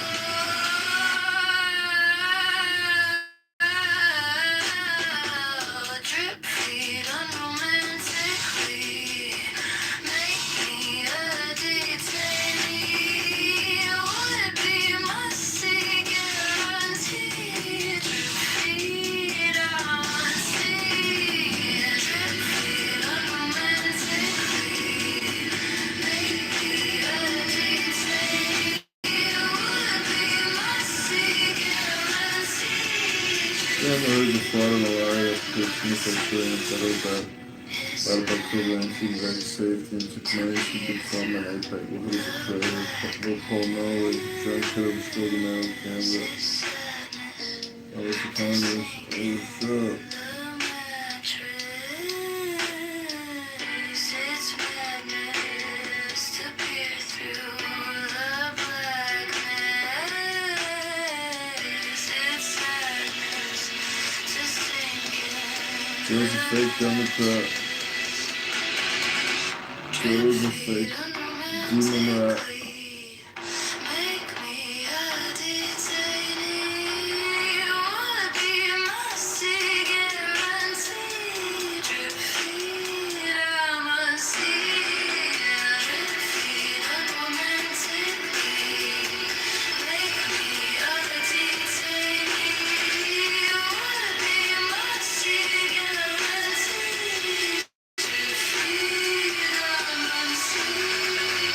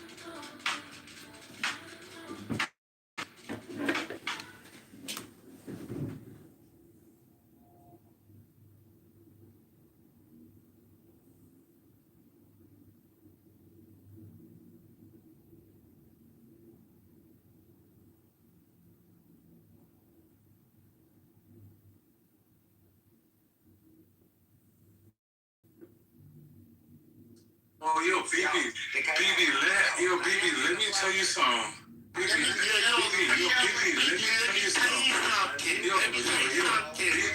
me tell you something. Let me tell you something. Do you want to know what happened yesterday? No, I don't. Yeah, exactly. I don't want to know what happened because I want to know what happened. You PTSD, you bitch ass. You got PTSD from the room. Yeah, this Hey, you know what, God. We're good. You know what? Yeah. When Miguel fucking farts, he fucking unloads kids.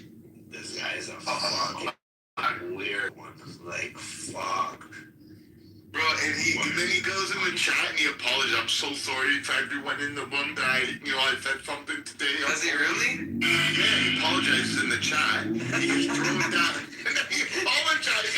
And then we bring him back up and he's got that's pretty, I was gonna say, because all I've heard him ever say in these rooms the last week was just criticizing people, and he never contributes to the conversation. He sits on the stage for like 5 hours, and then he'll come off the mic out of nowhere and be like, Steffi, you sound like a guy from Alabama. And like, it's like, what the fuck, bro? Like, and he's trolling Prince as his PTR photo, and then calling himself Mikhail. Like, he's like so fucking ass backwards. That's why I call him the bareback bandit. This guy's like running around streaking bareback. I don't talk to you 85-year-olds from Alabama.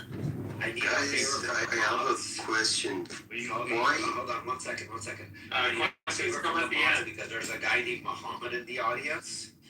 If you guys can send them up, would be great because I think he needs the same guidance as he fucks the goats, like to help him get on stage.